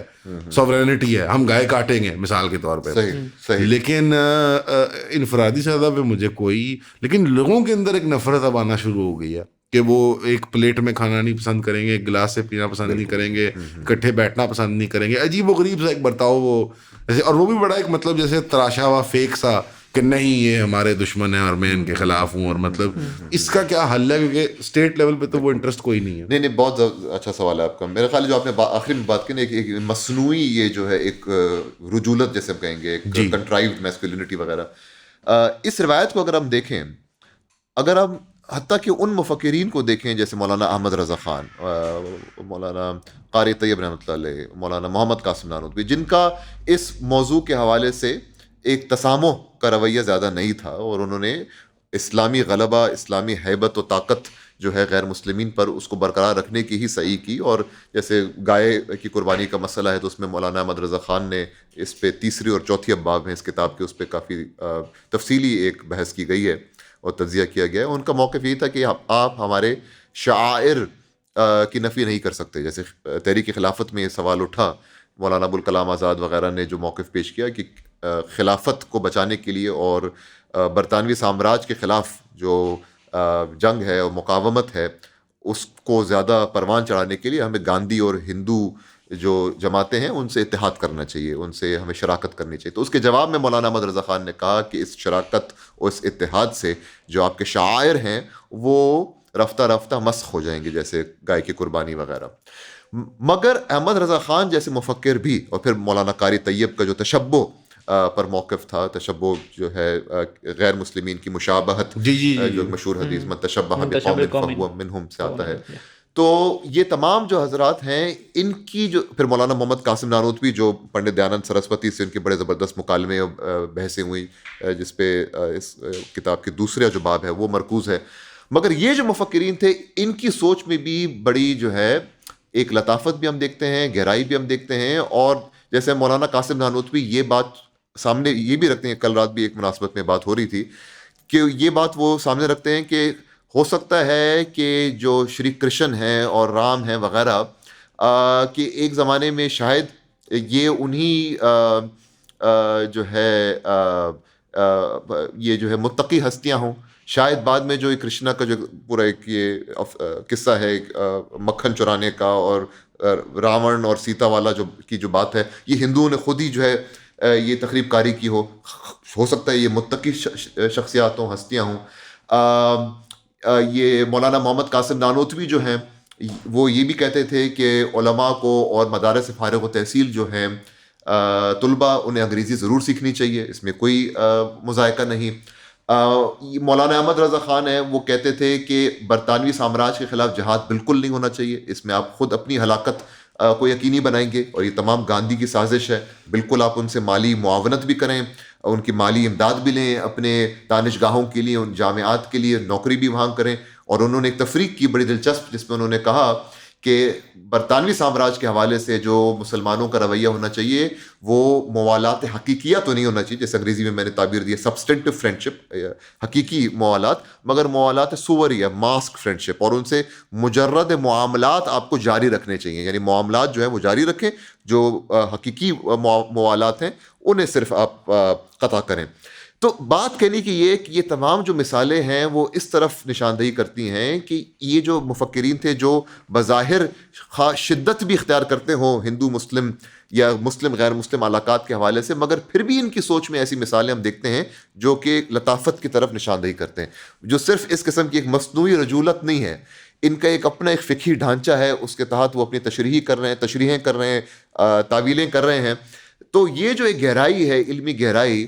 اس پر ایک کم از کم خواندگی ہونی چاہیے, خواہ آپ کے تمکن نہ ہو. اگر وہ خواندگی ہو اور آپ کا آخر میں موقف یہی سامنے آئے کہ آپ جو ہے غیر مسلم کے ساتھ جو ہے نہیں کریں گے رواداری, تو ٹھیک ہے, مگر کم از کم ایک علمی جو ہے خواندگی پر تو مبنی ہو, کنسسٹنسی ہو. جیسے ہاں جی بالکل, وہ جو ایٹیٹیوڈز جو بعد میں اس سے پھٹ کے نکلتے ہیں وہ شاید پھر انفرادی سماجی مسئلہ بنتے ہیں, بلکہ وہ ایکسٹرنل انفلوئنسز شاید انفارم کرتے ہیں. شاید وہ فرد ہی ایسا ہے کہ وہ ایک بدتمیز شخص ہے, یا وہ احترام نہیں کرتا دوسروں کا یا پڑوسیوں کا. بالکل بالکل, یعنی وہ ایڈیولوجیکل کنسسٹنسی یا لیک آف یا انکنسسٹنسی کی وجہ سے نہیں ہو رہے. صحیح, ہم بات کریں آئیڈیولوجیکل انٹلیکچوئل ڈومین کے اندر کہ کم از کم وہاں کنسسٹنسی ہو. بالکل, اور اس کے بعد جس طرح سے وہ ریفلیکٹ کرتے ہیں معاشرے کے اندر, وہ پھر up to the it's up to the user اس طرح کہہ لیں, یا اس کی ترجمانی کیسے ہوئی بھی ہے. And to be honest with you, I think کہ کافی زیادہ شدت پسند افراد آپ کو اس طرح ملتے ہیں آئیڈیولوجیکلی, وہ اپنے معاملات کے اندر بہت ہی مطلب نرمی سے کام لیتے ہیں, حیران کر دیتے ہیں کبھی کبھی وہ آپ کو. اور جو لوگ جن کو آپ آئیڈیولوجیکلی بڑا لبرل آپ ان کو پائیں گے, یا وہ جن کو آپ بہت ہی کاسموپولیٹن اور بڑے اوپن مائنڈیڈ, تو ان کے اندر جو شدت ہوتی ہے ان کے معاملات کے اندر, دیکھ بھی لی ہم نے, ہم نے وٹنس کر لی, حیران کر دیتی ہے مجھے, حیران کر دیتی ہے. وہ بات کر رہے تھے نا ڈان والی, آج کل انہوں نے کہا ہوا ہے, آج کل جو ندیم فروغ پراچا اور یہ سارے لوگ ہیں وہ ہمیں سارا دن فرق بتاتے ہیں کہ ضیاء الحق جو تھا ہاں وہ اسلامسٹ تھے, اور یہ جو نئے چیف صاحب ہیں وہ مسلم نیشنلسٹ ہیں. تو دونوں میں بہت فرق ہے. کیا تفریق ہے, اسلامک اور مسلم نیشنلسٹ تھے, جو اب والے ہیں وہ مسلم نیشنلسٹ ہیں, وہ اسلامک نیشنلسٹ ہیں. اچھا, تو دونوں میں بہت باریک فرق ہے جو صرف انہیں پتا ہے, ہمیں نہیں سمجھ آ رہی ابھی تک, ابھی ہم ڈیسائفر نہیں کر پائے, ہماری وہ علمی معراج وہاں تک نہیں پہنچی. وہ شام 6 بجے کے بعد پہنچی ہوتی ہے ڈیفینس کلب میں جانے کے بعد. ڈیفینس کلب سے جب آپ باؤنڈری کراس کرتے ہیں ایسے کرتے ہیں نا, کچھ آپ پیتے ہیں خاص قسم کا ایسے کر کے ٹی آف, اور پھر اس کے بعد جب برج کی آپ بیٹھتے ہیں نا برج کے لیے, یا کوئی 3 پتی یا جو بھی آپ ٹھلا وغیرہ کے لیے, صحیح, تو وہاں پہ پھر وہ تاج کے اوپر پھر وہ معراج وہ تب وہاں حاصل ہوتی ہے. صحیح. اور کتنا یہ المیہ ہے کہ آپ اگر ایئرپورٹ میں جائیں تو ان صاحب کی کتاب آپ کو زیادہ مل جائے گی بنسبت جو ہمارے مدارس کے فارغ و تحصیل, سب میں نہیں کہہ رہا مگر بہت سے بیسٹ سیلر ہیں. آپ کیا کہہ رہے ہیں, ان بیسٹ سیلر ہیں وہ پاکستان کے. تو یہ کتنا بڑا المیہ ہے, دیکھیں یہ کتنی عکاسی کرتی ہے. وی ڈیزرو اٹ. میں آپ کو بتاتا ہوں, جو ہماری آپ کیونکہ چلے گئے اچھے بھلے وقت میں, آپ نے وار آن ٹیرر کا پورا ایک اکثریت حصہ جو ہے وہ پاکستان میں نہیں وٹنس کے, ظاہر بات ہے باہر آپ امریکہ میں تھے. میں ستمبر 2001 کو گیا امریکہ. ماشاءاللہ. تو آپ کیسے بچ کے آ گئے, آپ کا پاسپورٹ نہیں ملا انہیں ملبے کے اندر 10 دن پہلے, ملبے کے اندر. اوکے, اللہ حفاظت کرے آپ کی. جی بس آپ نے 15-20 سال وہ وہاں گزارے. یہاں پہ ایک جو خون خار قسم کی شدت ہے نا ہمارے حالانکہ جو ایلیٹ طبقات ہوتے ہیں, مطلب میں ایک اکثر سوال پوچھ رہا تھا, ہمارا کہاں ہے وینڈربلٹ؟ آپ کو کیا ہے وینڈربلٹ کہاں ہے ہمارا؟ کہاں ہے ہمارا راکر فیلر؟ اچھا ٹھیک کہاں ہے وہ بڑے ادارے جو انہوں نے بنائے؟ کہاں ہے وہ ریل گاڑی؟ میں کہتا ہوں سب کچھ انہوں نے سینیکلی اپنے کاروباروں کے لیے کیا, بٹ وہ جو کمپٹنس بھی, اگر اس کو مورل اگر وہ نہ کمپوننٹ سمجھے, اس کو کمپٹنس بھی سمجھ لیں. ہماری لیڈ کمپٹنٹ نہیں ہے, ہماری لیڈ کو وراثت میں سب کچھ مل گیا ہے, یعنی اس کو پانے کے لیے زیادہ کرنا کچھ نہیں پڑا ان کو. یعنی کہ کوئی ٹائٹنز آف انڈسٹری ہوتے ہیں کہ جنہوں نے زمین میں سے ایک چیز نکالی ہو, اللہ ماشاء اللہ ہیں ایک آدھے, بٹ جنرلی وہ یہ کہ وراثت میں مل گئی, ہزاروں کے لیے زمین مل گئی, یا کوئی کسی گورے سے اتحاد تھا, کسی کرنل, کسی بریگیڈیئر سے, تو اس کی کوئی جیم کی فیکٹری تھی یا شربت کی فیکٹری تھی, اس نے کہا یار اے بھائی یار تو لے جا, میں چلا یار چلے نے. تو جیسے کوئی اس کے اندر نا وہ نہیں ہے, اس کے اندر نا کوئی خواہش نہیں ہے ٹو گرو, کچھ سوفسٹیکیشن نہیں ہے. مطلب اس کا جو پینیکل ہے نا, وہ کل فواد چودھری صاحب کی ایک ویڈیو وائرل ہوئی ہے, وہ کہہ رہے ہیں سر وہ نہیں چاہیے. اور یو اے ان کو بہت پسند ہے, ہمارے جتنے بھی لیڈرز ہیں, مطلب جو اگر دبئی ایئرپورٹ سے جیسے وہ جس طرح آپ پہلے کچھ وہ طواف کی کچھ اس میں نہیں گزرتے تیز وہ اس طرح نہ گزر کے آگے جانا چاہے اپنے, اور وہ ٹھہرنا چاہے کچھ دیر کے لیے, تو وہ انسان میں امیڈیٹلی ریلیگیٹ کر دیتا ہوں کہ میرے قریب نہ آئندہ. مطلب وہاں جا کے کیا وہ جیسے ایک ہسپتال کی طرح اسٹیرائل, ہر چیز کے اوپر وہ فرنائل پھرا ہوتا ہے, اور ہر چیز صاف, اور وہاں آپ کا پیٹ, دبئی میں آپ کا پیٹ نہیں خراب ہو سکتا. بھی کیسی دنیا, کیسی جگہ جہاں آپ کا پیٹ نہیں خراب ہو سکتا, یا آپ کو آپ کی پٹائی کوئی نہیں کر سکتا, یا آپ کو کوئی گالی نہیں دے سکتا. کبھی کبھی گالی سننے کا بھی دل کرتا ہے یار, مطلب کھوکے پہ کھڑے ہو کے خود بھی دو اور دو کھاؤ بھی. مطلب وہ گالی نہیں دینی, وہ تیسرا آدمی جو ہے نا وہ آ جائے گا پلین کلوز پولیس مین, تو وہ ان کو بہت پسند ہے. وہ دے وانٹ دے لائک جیسے 1984 جو وہ کتاب ہے نا 1984, وہ جیسے ٹریننگ مینیول ہے ان کے لیے, یار یہ دیکھو کتنی اچھی معاشرت. دیکھو بڑا بھائی, بگ بردر فخریہ طور پہ بیان ہوتا ہے پاکستان میں, آپ تو بالکل ناواقف ہوں گے اس سے, اس پورا ڈسکورس سے میں تفصیل میں نہیں جانا چاہتا, بٹ سمجھیں اس میں لبل باب یہ نکلا کہ لوگوں نے تعریف کی کہ ہاں یار ایک بگ بردر ہونا چاہیے, یعنی اشارہ ریاست کی طرف جو ریاست کے دوسرے اداروں سے آپ کی حفاظت کرے, جو کہ ایک ذرا وہ ہو ٹرانسینڈنٹل ہو ان دیٹ سینس کہ وہ فائنل آربیٹر آف گڈ ہے, یعنی وہ جو اسٹیٹ از ٹوٹلائزنگ اینٹی ہے گڈ کی اسٹیٹ. تو یہ مطلب, اور سب آپ برانڈ بھی یہی چوز کرتے ہیں. آپ نے مریم صاحبہ کا ذکر کیا, ان کی برانڈنگ پی آر یہی ہے, سبدی ماں, اور باقی بھی ریاست ماں ہے, ریاست باپ ہے, ریاست بڑا بھائی ہے, ریاست وہ دین کا مذہب کا ترجمان ہے, علماء ریاست کتابیں ہیں. مطلب اور یہ کوئی اچھا, اس میں پھر ایک اور مجھے جیسے میرے اندر ایک تنقید اٹھتی ہوتی ہے جب یہ ہم ساری یہ گفتگو کرتے ہیں, ایک پوسٹ ماڈرنسٹ یا پوسٹ کولونیل تنقید ہم کرتے ہیں, تو کیا پہلے ریاستیں بھی ایسی ہی ہوتی تھیں؟ یعنی وہ بھی ایک مطلب جیسے ان کی بھی اٹیمپٹ, یعنی کبھی بھی کوئی میرے لیے کلیئر ڈسٹنگوشمنٹ نہیں کر پایا کہ کیوں جدید ریاست پرٹیکولرلی بروٹل ہے اپنے اسٹرکچر میں بنسبت ایک پرانی ایک قبل از استعمار ریاست جو ہے, وہ بھی یہی ہتھ کنڈے استعمال نہیں کرتے تھے مذہب کے, اور اس طرح مطلب ہاں اس پہ ہم پہلے بھی بات کر چکے ہیں. میرا خیال ہے بنیادی جو فرق ہے, ٹھیک ہے, اس میں بھی حاکمیت کو تصور ہے, اس میں بھی اپنی حاکمیت نافذ کرنے کے لیے تشدد کا بھی استعمال وغیرہ, تو اس میں تو تسلسل ہے. بنیادی فرق میرا خیال ہے وہ ہے جو جدید ریاست کی ہم جیسے کہیں گے نا ایک اجباری استعداد, کوئرسو کیپیسٹی, اس کی میرا خیال ہے کوئی نظیر نہیں ملے گی. جس حد تک یہ مختلف عملیات سے جیسے سینسس وغیرہ, آپ کا آئی ڈی کارڈ وغیرہ, آپ کا یہ شناختی کارڈ سے آپ کے تمام آپ کی اپنا جو وجود ہے, آپ کا بنیادی ایون فیلنگز تک کو کنٹرول کرتے ہیں. یہ کون سے جذبات آپ نے کب محسوس کرنے ہیں, فیمس محسن نقوی کی جو اسپیچ ہے وہ بالکل, اور اپنے باشندوں کو اکثریت اور اقلیت میں جو تقسیم کر دینا, یہ کافی میرا خیال ہے اس کی کمی نظیر ملے گی. محسن نقوی نے کہا تھا آپ خوشی منائیں, مطلب محسن نقوی صاحب ہم نے جو معاہدہ کرنے کی کوشش کر رہے ہیں ٹرمپ والے پیس کے اوپر کہ لوگ خوشی منا رہے ہیں پوری دنیا کے اندر, اور یہ پاکستان میں کچھ پاگل احتجاج کر رہے ہیں. آپ کو آپ نے فیل کیا کرنا ہے, وہ بھی ریاست بتائے گی, ایک نمائندہ کھڑا ہو کے بتائے گا کہ آج سارے خوشی منائیں.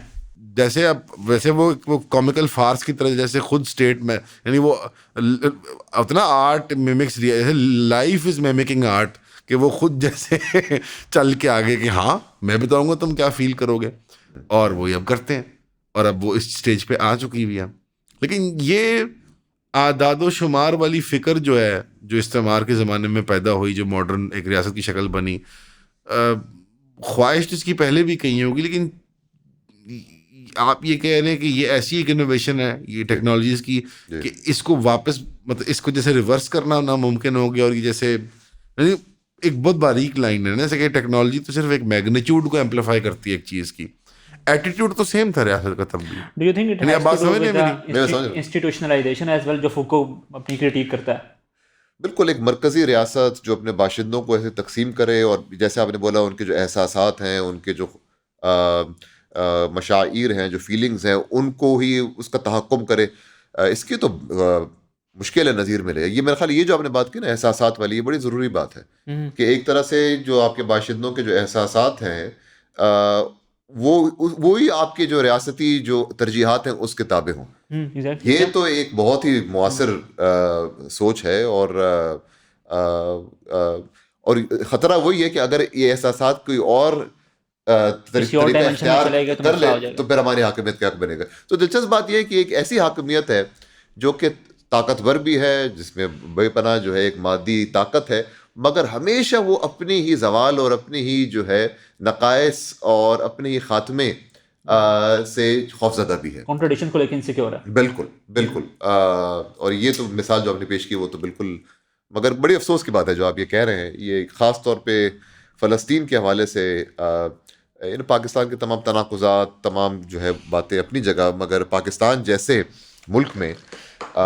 فلسطین کے حوالے سے ایک ایسا رویہ اختیار ہونا کہ صہیونی طاقتوں کی سہولت کاری کو غلط نہ ماننا اور اس کو ایک الگ ہی رنگ سے ڈھالنا, یہ میرا خیال ہے. آپ کو آئیڈیا نہیں ہے, ابھی آپ ٹویٹر کنزیوم نہیں کرتے نا, جو ٹویٹر پہ نہیں ہے پاکستانی نہیں صرف یہ پوسٹ کرنے آتے ہیں, اس پہ چلے جاتے ہیں, which is very good strategy. Pakistani نیشنلسٹوں نے جب ہم نے بات کرنی شروع کی کہ آپ کیوں اس طرح کر رہے ہیں, تو لوگوں نے کہا what has Pakistan to do with the conflict in the Middle asset.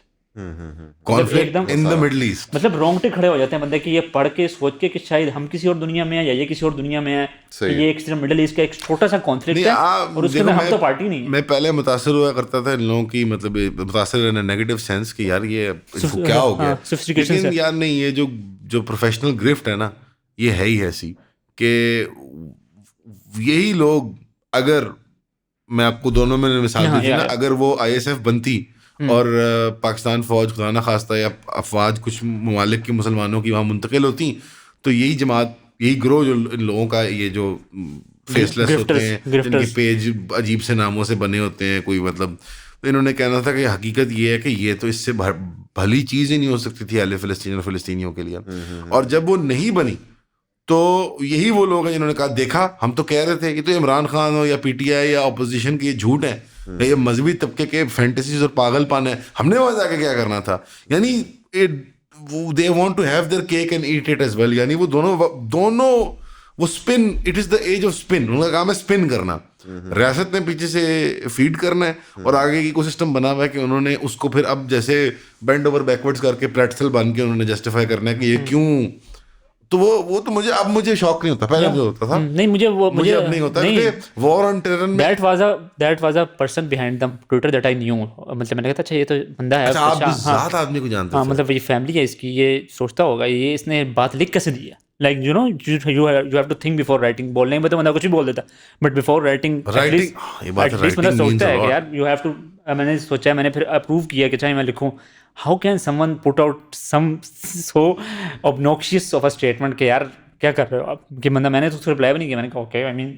کیا فرق پڑتا ہے. ایک سوال میرا رہ گیا بیچ میں, ضرور کہ پوسٹ کولونیل دور کے اندر 3 طرح کے ہمیں ملتے ہیں ٹرینڈس. ایک غامدی صاحب کا ہے جو کہ میرے خیال سے جو میرے استاد ہیں وہ تو کہتے ہیں کہ ان کا زیادہ مسئلہ سائیکولوجیکل انٹلیکچوئل نہیں ہے, کیونکہ وہ انسپائرڈ ہیں بہت زیادہ طاقت سے. اس کے علاوہ ہمیں ملتا ہے ایک ٹریڈیشنلی اسکول آف تھاٹ جو کہتے ہیں ہمیں ریاست سے کچھ لینا دینا نہیں, ہم انہیں بس گائڈ کر دیں گے قوانین سے, ہمیں ایکٹیو پولیٹیکل پارٹیسپیشن نہیں کرنی اور انگیج نہیں کرنا ریاست کے ساتھ. انگیجمنٹ کرنی ہے لائک جس طرح مطلب مفتی تقی عثمانی نے کی, مفتی منیب صاحب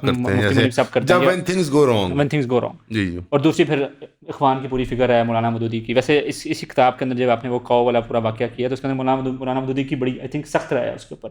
اگر آپ کو پتہ ہے کہ وہ گائے والی, کہ وہ کہتے ہیں کہ مطلب ایک ہندوستانی مسلمان کے لیے تو لازم ہے کہ وہ گائے کی قربانی کرے, کیونکہ وہ اس کی توحید جو ہے وہ اس میں ایک سوال ہے میں سمجھتا ہوں اس میں ایک سوال ہے, اگر آپ اپنے سوال کو دوبارہ دہرا لیجیے گا لیکن گائے والے اس سے متعلق, یعنی ایک رائے یہ پائی جاتی ہے کہ ایک سیاسی مفاہمت کی خاطر ہندوؤں کی جذبات کو نہ ٹھیس پہنچائی جائے. جیسے میں بھی اگر مثال طور پہ میں کو گائے سے عقیدت نہیں رکھتا, لیکن اگر واقعی میں کوئی برہمن یا ایسے کوئی ہندو جو گائے کی وہ ہتیا کو یا ذبح کو وہ ناپسند کرتا ہو تو میں اس کو دکھاؤں گا تو نہیں, یعنی اس کے دل مطلب چاہے جائے کہ ہمارا ایک سیاسی تناؤ اور اس کو میں اس میں ہاں وہ یہ کہ اگر وہ شرارت کرے تو پھر تم جبلی ایک انسانی پہ کہے گا ٹھیک ہے یار اس کو میں کاٹوں گا تمہارے سامنے. لیکن ایک سیاسی مفاہمت کے طور پہ, ایک سیاسی وہ ایک اسٹریٹجم کے طور پہ اگر ہندوستان کے مسلمان یہ کام نہ کرتے تو, کیونکہ آج دیکھو وہ اس شدت سے مجبور ہیں کہ وہ نہیں کر سکتے. کافی شرجیل امام کا یہ موقف تھا اس کے اوپر اسی تقریر کے اندر کہ ہم نے نہیں کیا تو ہمیں یہ کرنا پڑ رہا ہے, ہمیں نہیں کیا, یہ گاؤں کشی کا جو پورا مسئلہ ہے. کیا ہم نے مطلب what is the historical truth کے پرسنٹیجز میں اگر ہم نمبر سے بات کریں تو کیا اکثریت مسلمانوں نے اس سے اجتناب کیا اور بھینس کو یا اور چھوٹے جو جانور ہیں مطلب جیسے کوئی بکرے یا دمبے یا کجلے وغیرہ, یہ اس میں کوئی حقیقت ہے؟ I couldn't statistically tell you کہ میں یہ بتانا مشکل ہے اعداد و شمار کے حوالے سے, مگر یہ جو موقف ہے جو بنیادی طور پر ابوالکلام آزاد اور تحریک خلافت کے علماء کا یہ موقف تھا کہ اس سے آپ اجتناب کریں کسی اور جانور یعنی بھینس یا بکرے وغیرہ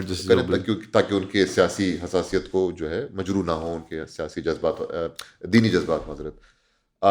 مگر اس کے خلاف جو موقف پیش کیا گیا, جو آپ مودودی صاحب کی بات کر رہے ہیں, بالکل احمد رضا خان صاحب کا جو موقف ہے اس سے کافی اس کی مشابہت ہے. احمد رضا خان صاحب کا موقف پھر یہی تھا کہ اگر آپ اس سمت پہ چل پڑے کہ ایک غیر مسلم قوم کی جو حساسیت ہے اور اس کے جو خواہشات ہیں آپ کے اعمال کے تناظر میں, اگر آپ ان کی خواہشات کی تکمیل کی طرف ہی چل پڑیں تو اس سے ہوگا یہ آخر میں کہ وہ شروع یہاں سے کریں گے, پھر وہ بولیں گے ہمارے اس میں کوئی اور چیز بھی جو ہے وہ حساسیت کا, یعنی کرتے کرتے کوئی عقیدت پیدا ہو جائے گی اس گائے کے لیے, اور کرتے کرتے آپ کے اپنے جو شعائر ہیں, یہ بڑے ایک ضروری مفہوم ہے ان کے نزدیک, جو شعائر اسلام جسے انگریزی میں ہم کہیں گے markers of public distinction, Muslim markers of distinction, آہستہ آہستہ وہ جو ہے مسخ ہو جائیں گے, وہ محو ہو جائیں گے, وہ مٹ جائیں گے.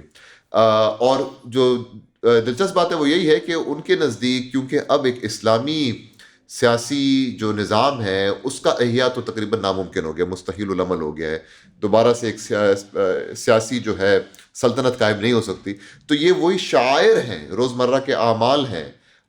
جس سے آپ اپنی اسلامی خود ارادیت و حاکمیت کا کم از کم کچھ اظہار تو کر سکتے ہیں, دائرہ عامہ میں اسلامی غلبے کا کچھ اظہار تو کر سکتے ہیں. تو کتاب کا موقف یہی ہے کہ جب وہ اسلامی سیاسی حاکمیت کا معرض وجود پہ آنا مستحیل العمل ہو گیا تو یہ وہ شعائر ہی تھے جو اسلامی حاکمیت, طاقت اور خود ارادیت کا گہوارہ بن کے سامنے آتے ہیں. مولانا احمد رضا خان کے ہاں, بانین دیوبند کے ہاں, مولانا قاری طیب کے ہاں, اور اب جو کہہ رہے ہیں مولانا مودودی کے ہاں بھی. تو یہ ایک دلچسپ بات ہے جو کہ میرا خیال ہے جو ہم مغربی اکیڈمی میں بسا اوقات کی تفریق ہم کرتے ہیں, روایت پسند ٹریڈیشنلسٹ, اور جسے میں کہوں گا اسلام ریاست پسند, میں کہوں گا اسلام پسند ہر کوئی ہے, اسلامیون اس میں اردو کا ترجمہ صحیح نہیں بنے گا, اسلام پسند, اسلام ریاست پسند ہم کہہ سکتے ہیں. تو ان میں آپس میں ایک مشترک عمل یہ امر بھی ہے. اب دکھا رہے ہیں مولانا مودودی, مولانا احمد رضا خان میں, خواہ ان کی جو تعویلی اور تشریحی جو منہج ہوگا وہ مختلف ہوگا, مگر جو موقف وہ اپنا رہے ہیں اس معاملے میں اس میں ایک بڑے دلچسپ ایک جو ہے مشابہت بھی اور ایک مشترکات میں سے بھی ہے. ڈاکٹر صاحب ایک کانسیکوینس ہے آپ کی اس انڈرسٹینڈنگ کا, اگین آپ کے سبجیکٹ سے متعلق نہیں ہے بٹ اسی کی ایکسٹینشن ہے کہ عوامی سطح پہ, اب واپس آپ جب اس کا جواب دے لیں گے تو پھر میرا بھی سوال وہ رہ گیا تھا کہ اس جو شدت آپ نے بیان کی کہ پھر جب شاعر اللہ کو لے کے ایک پیدا ہوئی اور ٹریڈیشنل کلاس میں اور پھر ماڈرنسٹ ان تحریکوں میں جو اسلام ریاست پسند ہیں, تیسرا گروہ ہے اس کو آپ نے نہیں اس میں شامل کیا کہ وہ تو ہم میں سے نہیں ہے, لیکن شرارت نہیں, تاریخی اعتبار سے تھوڑا بعد میں آ رہا ہے اس لیے پتہ ہے. ہاں یعنی مراد یہ بتدریج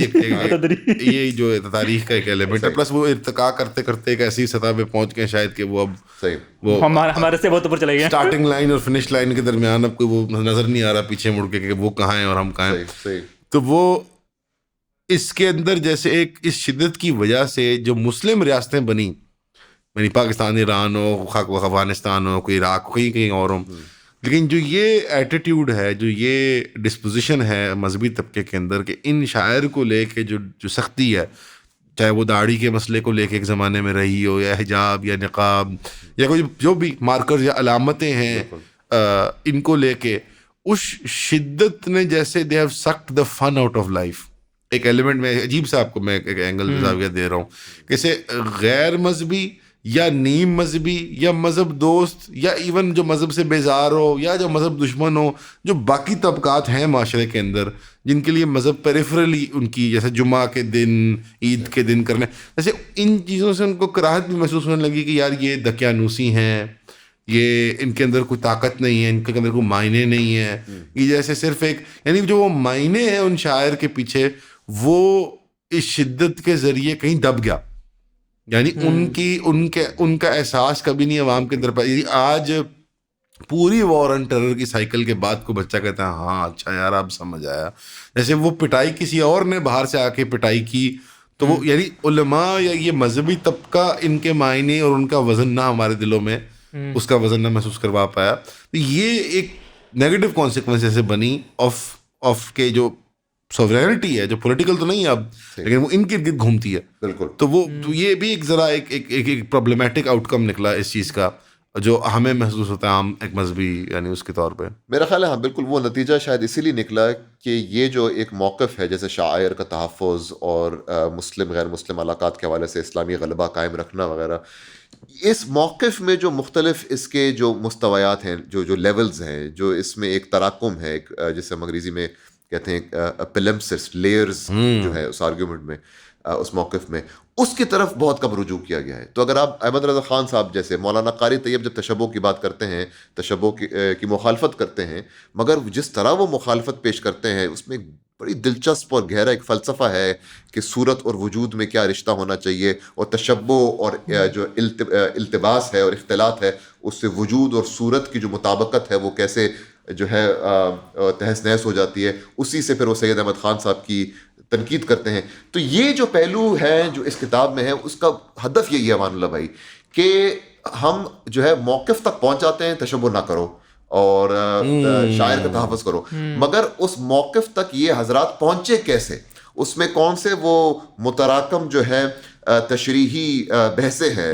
پلمسسٹ آف انٹرپریٹیو ڈیبیٹس اینڈ ڈسکشنز, اس میں پھر اختلافات کیسے سامنے آتی. تو یہی میرا ہدف ہے کہ یہ اختلافات اور یہ جو بحثیں ہیں اور ان کے جو تفاصیل ہیں اور ان کی جو داخلی منطق ہے وہ ضروری بنیادی طور پہ اسی لیے ہے کہ اگر آپ ان کی طرف رجوع نہیں کریں گے اور ان کو اگر آپ نہیں دیکھیں گے تو پھر آپ صرف موقف پر ہی اٹک جائیں گے کہ یہ نہ کرو وہ کرو.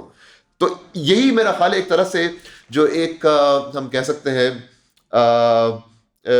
جو ایک بات اس کتاب سے سامنے آ سکتی ہے وہ یہ ہے کہ وہ موقف اور وہ جو ایک نظریہ ہے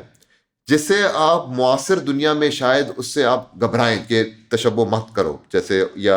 یہ شاعر کی وجہ سے غیر مسلم کے ساتھ رواداری نہ کرو, جس سے آپ کو شاید ایک قلق ہو, انزائٹی ہو کہ یار یہ کیا کس قسم کا موقف سامنے آ رہا ہے. اسی قسم کے جو موقف ہیں انہی کی جو داخلی منطق ہے, اس میں جو گہرائی ہے, اس میں جو نفاست ہے, اس میں جو لطافت ہے, اس کو اگر آپ ملحوظ خاطر لائیں تو آپ پھر اس موقف کی تنقید بھی اگر کرتے ہیں تو وہ تنقید آپ کی ایک خواندگی پر مبنی ہوگی, بجائے یہ کہ ایک تنقید صرف ایک رد فعل کے طور پہ, ایک نی جرک رد فعل کے طور پہ کہ بھئی ایسا نہیں کرنا چاہیے. تو میرا خیال ہے ضرورت اسی بات کی, خواہ سید احمد خان صاحب ہو اور وہ تشبہ کے موضوع کی تنقید کر رہے ہوں کہ تشبہ جو اتنا ضروری موضوع نہیں ہے وغیرہ. یہ اس میں ایک اور عوامی ایک فالو اپ ہے, کیا یہ اجتماعی سطح پہ ممکن بھی ہے کہ جو جمہور ہے یا اکثریت ہے عوام کا, جو سادہ لو ہوتے ہیں پنڈوں میں, پنڈالوں میں, گاؤں میں, پہاڑوں میں, چٹانوں میں, صحراؤں میں ڈنگر چرا رہے ہیں, جانور چرا رہے ہیں, سادہ زندگی ہے, چکیاں پیس رہے ہیں, یعنی ان کی زندگی کا جیسے اب ان کی بھی معاشرت ہے جس کے اندر عیسائی ہیں, یہودی ہیں, ہندو ہیں, جہاں جہاں مسلمان مطلب بس رہے ہیں, تو وہ ان کے لیے نی جرک ریئیکشن کی حد تک رہنا ہی زیادہ ممکن رہتا ہے. لیکن وہ جذبات جن سے یہ یا وہ جو گہرے تصورات جن جن سے یہ اخذ کیے گئے ہیں یہ نظریات، وہ ان کو کیسے کمیونیکیٹ کیے جائیں جہاں سانچہ بھی نہ ٹوٹے، ان کو بات بھی سمجھ آ جائے، اور ان کے مزاج جو ہیں وہ اپنے پڑوسی کے لیے، اپنے ساتھی انسان کے لیے، وہ بھی ابن آدم ہے، اس کے لیے وہ ایک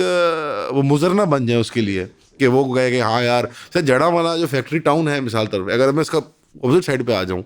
وہ بھائی تھے دونوں، یعنی جو آپس میں یہ تصادم کا وہ بنے، وہ بھی فیکٹریوں میں کام کرنے والے، وہ بھی فیکٹریوں میں کام کرنے والے، یقیناً ان کی دوستی بھی ہوتی ہوگی، یقیناً ان کے بچے بھی کھیلتے ہوں گے، سیم سوشل اکنامک کلاس، لیکن جیسے وہ اس کے باوجود وہ نی جرک ریئیکشن جو ہے، جو کہیں بہت ہی ایک انٹلیکچوئل ٹریڈیشن سے آ رہا ہے، لیکن وہ ٹرکل ڈاؤن ہوتے ہوتے ایک بالکل ہی وائلنٹ سی اور بڑی ایک اور ناسوری بن جاتی ہے ایک چیز. بالکل. تو یہ ذرا اس پہ اسی کے لیے وہ ابھی میں بات کر رہا تھا کسی ایک بندے سے، تو میں نے ویسے ہی شاہ ولی اللہ کا نام لیا، تو اس نے کہا شاہ ولی اللہ جس نے اہل تشیعوں کے خلاف کتاب لکھی ہے اور انہوں نے اہل تشیعوں کی تکفیر کی ہے، مطلب ان کا وہ پوری اور پوری وہ ان کی جو ایک مطلب ان کا ایک جو کام ہے وہ ٹرانسلیٹ ہو کے صرف اتنا سا رہ گیا کہ صرف جس نے شیعوں کے خلاف ایک کتاب لکھی تھی. اچھا سو یو آر سیئنگ کہ لائک جس طرح وہ ہوتا ہے تھامس تھیورم میں نہیں ہوتا کہ like truths are evident in that what man manifest them to be, یعنی کہ مطلب جیسے کہ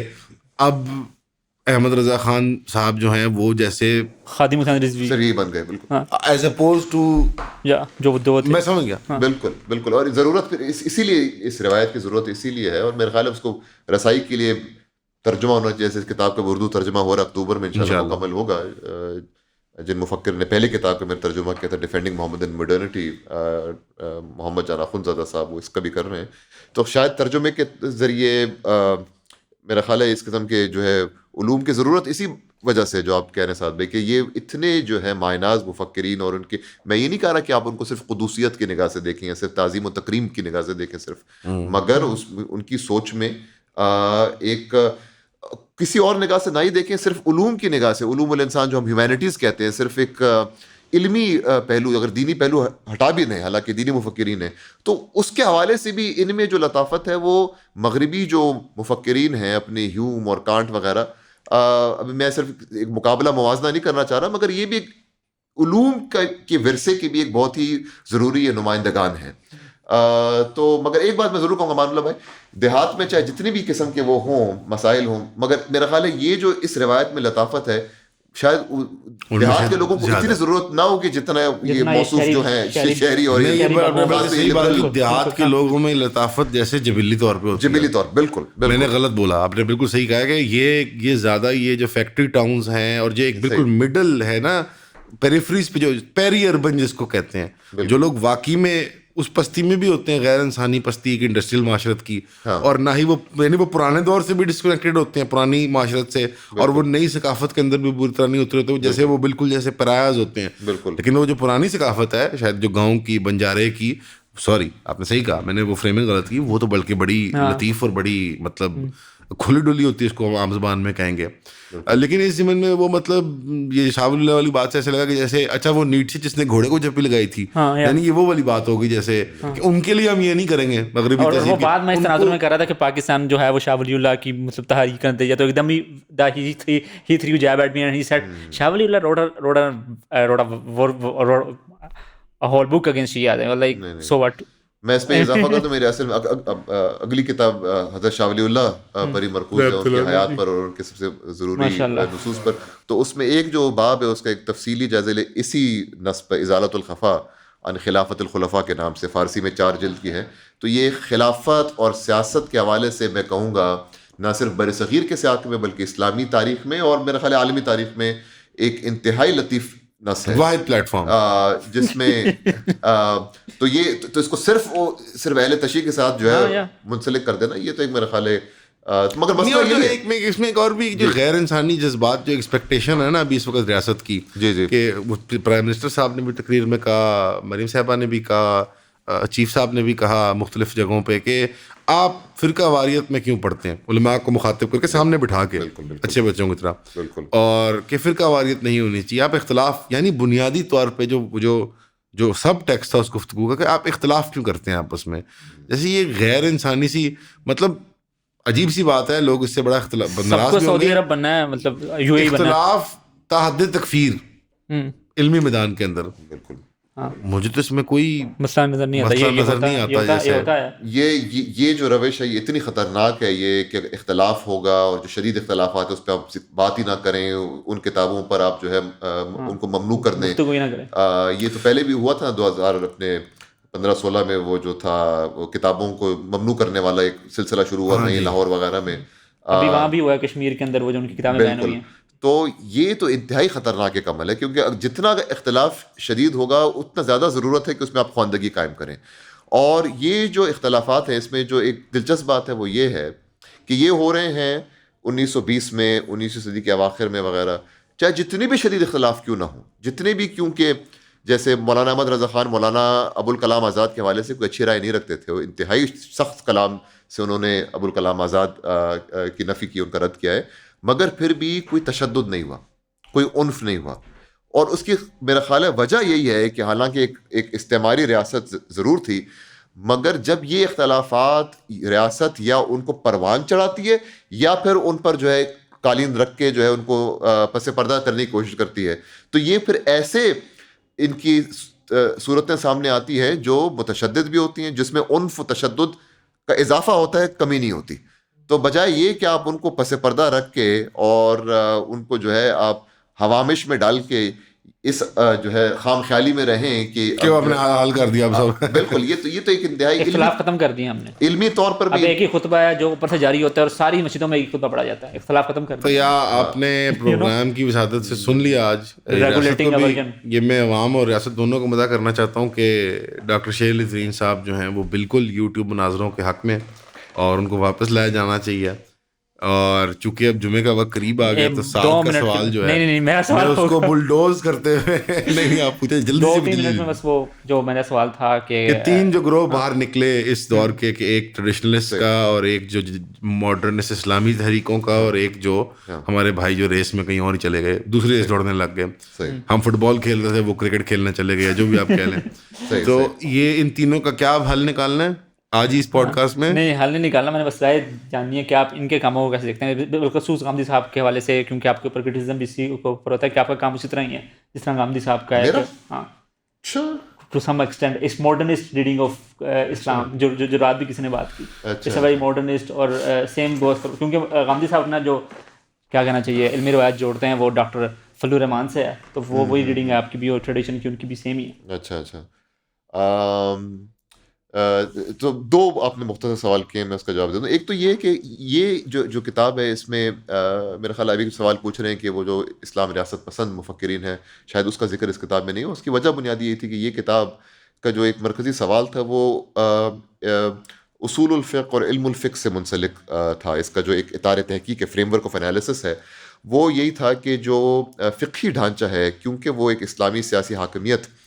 کے سیاق میں رونما ہوا, تو پھر جب وہ اسلامی سیاسی حاکمیت کا سیاق نہ رہا 19ویں صدی میں, تو ان مسلم مفکرین نے اس فقہی ڈھانچے کی تشریح کیسے کی. یہ ایک بنیادی سوال اس کتاب کا ہے. تو اس میں جو ہے وہ اسلام ریاست پسند جو تحریکیں ہیں وہ اتنی موضوع نہیں تھی اس سوال کے حوالے سے. ان کی اہمیت بہت ہے, اس میں کوئی شک نہیں ہے. تو ایک یہ وجہ, اور دوسری وجہ کہ اس کا جو ایک زمنی پیرایا ہے وہ 1920-21 تک محدود ہے. تو 18ویں صدی کے اواخر سے 1920-21 تک یہ کتاب کی حدود جو ہیں, زمنی حدود وہاں تک جاتے ہیں 1920 تک. تو یہ 2 وجوہات ہیں اس حوالے سے, مگر تمام بہت ہی ضروری تحریکات ہیں اور روشیں ہیں. اچھا, دوسری جو آپ نے بات کی, نہیں بنیادی جو ظاہری بات ہے, میری تو کوئی حیثیت نہیں تمام بلند پایہ مفکرین ماہناز علماء و باحثین کے موازنے میں,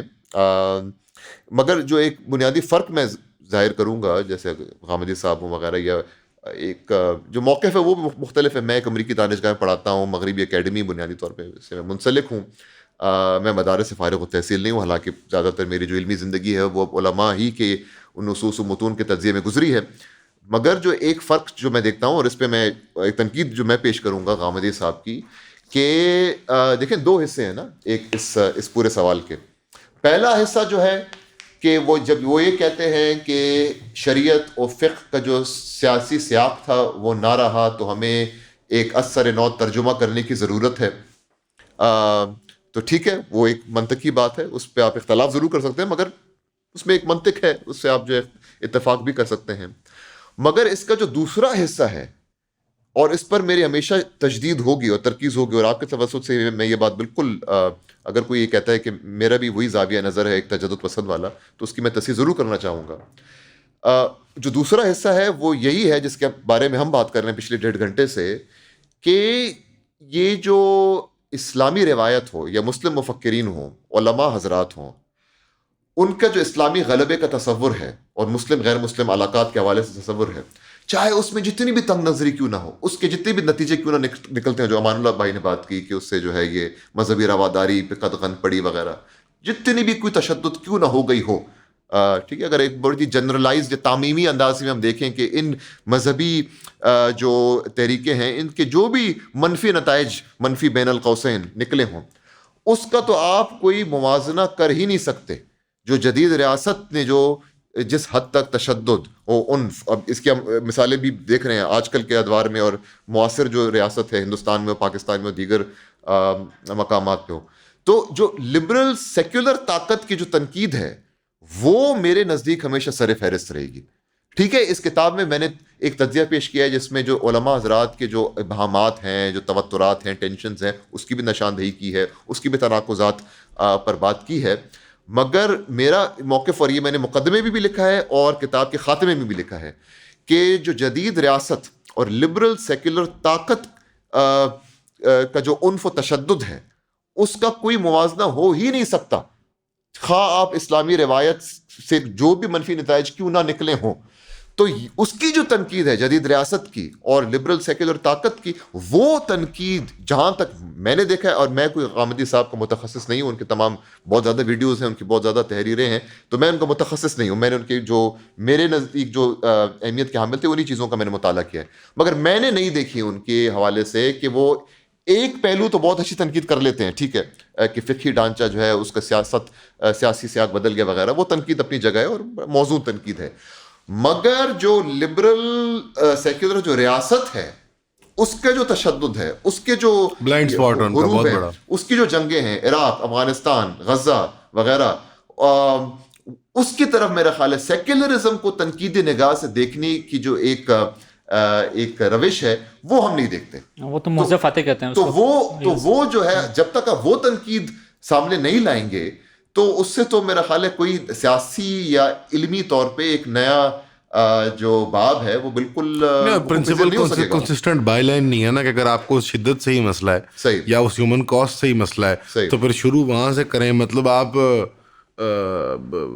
ہٹلر سے تو نہیں کہانی شروع کریں گے, یا آپ مسلمانی سے آپ کہانی تو شیطان یا ابلیس لعین سے شروع کریں گے, کہ جو مطلب یعنی سمپلی ایک یوٹیلیٹیرین سینس میں بھی اگر میگنیچیوڈ ہی, اگر ہم نے مٹیریل سینس میں ہی بات کرنی ہے تو شروع کریں اول دوم جنگوں کی, یہ بلاؤں سے کہاں سے آئی, کون تھے یہ لوگ, کیا شیطانی ان پہ چڑھی ہوئی تھی, کس طرح سے انہوں نے دنیا کو دیکھنے کا زاویہ اپنا وہ پیش کیا. تو وہ ایک مورل انکنسسٹنسی ہے جو کہ پرنسپلی میں اگری کرتا ہوں ساتھ سے, آئی ڈونٹ نو اگری کرتے ہیں, وہ ایک نفسیاتی وہ ہے اٹریکشن ہے ٹو پاور, اور اس کو پھر ترجمہ اس کی ترجمانی انٹو سم انٹلیکچوئل شیپ اور فارم وہ کی جاتی ہے. ہیومن ایررز ہیں, ہم سارے انسان ہیں, ہمارا ریلیشن شپ جو ہے پاور کے ساتھ وہ ہی ڈیفائن کرتا ہے میرے خیال میں ہماری مورل, اس کی پھر جو وہ اس کی وہ ایکسپریشن بنتی ہے. میں نے جہاں تک دیکھا ہے اپنے وہ عام ایک لے پرسن کے طور پہ جو میں لوگوں میں دیکھتا ہوں, کہ جس طرح سے وہ طاقت کو دیکھتے ہیں اسی طرح سے پھر ان کی وہ اخلاقیات اور ان کی مورل وہ پھر وہ ریفلیکٹ ہوتی ہے ان کی انڈرسٹینڈنگ. تو مجھے لگتا ہے طاقت کو دیکھنے کا زاویہ غلط ہے, اور شاید ایون کچھ اسلامی تحریکوں میں بھی یہ مسئلہ آتا ہے کہ وہ توڑنا اور وہ گرا دو جلا دو والی طاقت میں, لیکن کم از کم اس طاقت کے دیکھنے میں کم از کم کچھ ڈگنیٹی تو ہے. یعنی میں ایٹ دا منیمم یہ ان کا دفاع کرتا ہوں, اس میں کچھ ڈگنیفائڈ تو ایلیمنٹ ہے نا, کہ طاقت کو دیکھ کے ڈر تو نہیں گئے نا, اس کے سامنے ایسے سر تو نہیں جھکا لیا. بالکل. تو اس پہ یہ ایک بات میں پہلے بھی کر چکا ہوں میرا خیال ہے پچھلے سال یہاں پہ, مگر دہرانے والی بات ہے کہ جو آج کل رد استعمار کا ایک بڑا شوشہ چھڑا ہوا ہے, ڈی کلونیل سب کچھ وغیرہ, یا ایک طرح سے یہاں پہ جو غزہ کے حوالے سے بھی جو گفتار ہم دیکھتے ہیں بہت سے لیفٹ کے حلقوں میں, کہ یہ ایک جو ہے بہت گفتار نہیں دیکھے, چند جو آتے ہیں. ہاں ٹھیک, مگر رد استعمار ممکن ہی نہیں جب تک رد استعمار کے کسی بھی مشروع کسی بھی پروجیکٹ میں سیکولرزم کو تنقید نگاہ سے دیکھنے کی روش نہ ہو. سیکولرزم کی تنقید کے بغیر رد استعمار ممکن نہیں ہے کیونکہ استعمار کا دیرینہ تعلق ہے ہی اس سیکولر طاقت سے جس سے اسلام کو سیاست کے منافی ٹھہرانا مقصود ایک تھا. ہی صف میں کھڑے ہو گئے پوسٹ ماڈرنسٹ اور اسلامسٹ. واہ سبحان اللہ سبحان اللہ. اس پہ ہو جائے شعر پورا پڑھ دو پھر میں ایک ہی صف میں کھڑے ہو گئے محمود و یاس, نہ کوئی بندہ رہا نہ کوئی بندہ نواز. اور واقعی میں کوئی بندہ ہی نہیں رہا نہ بندی رہا. سارے پوسٹ ہی بنا اب یہاں پہ.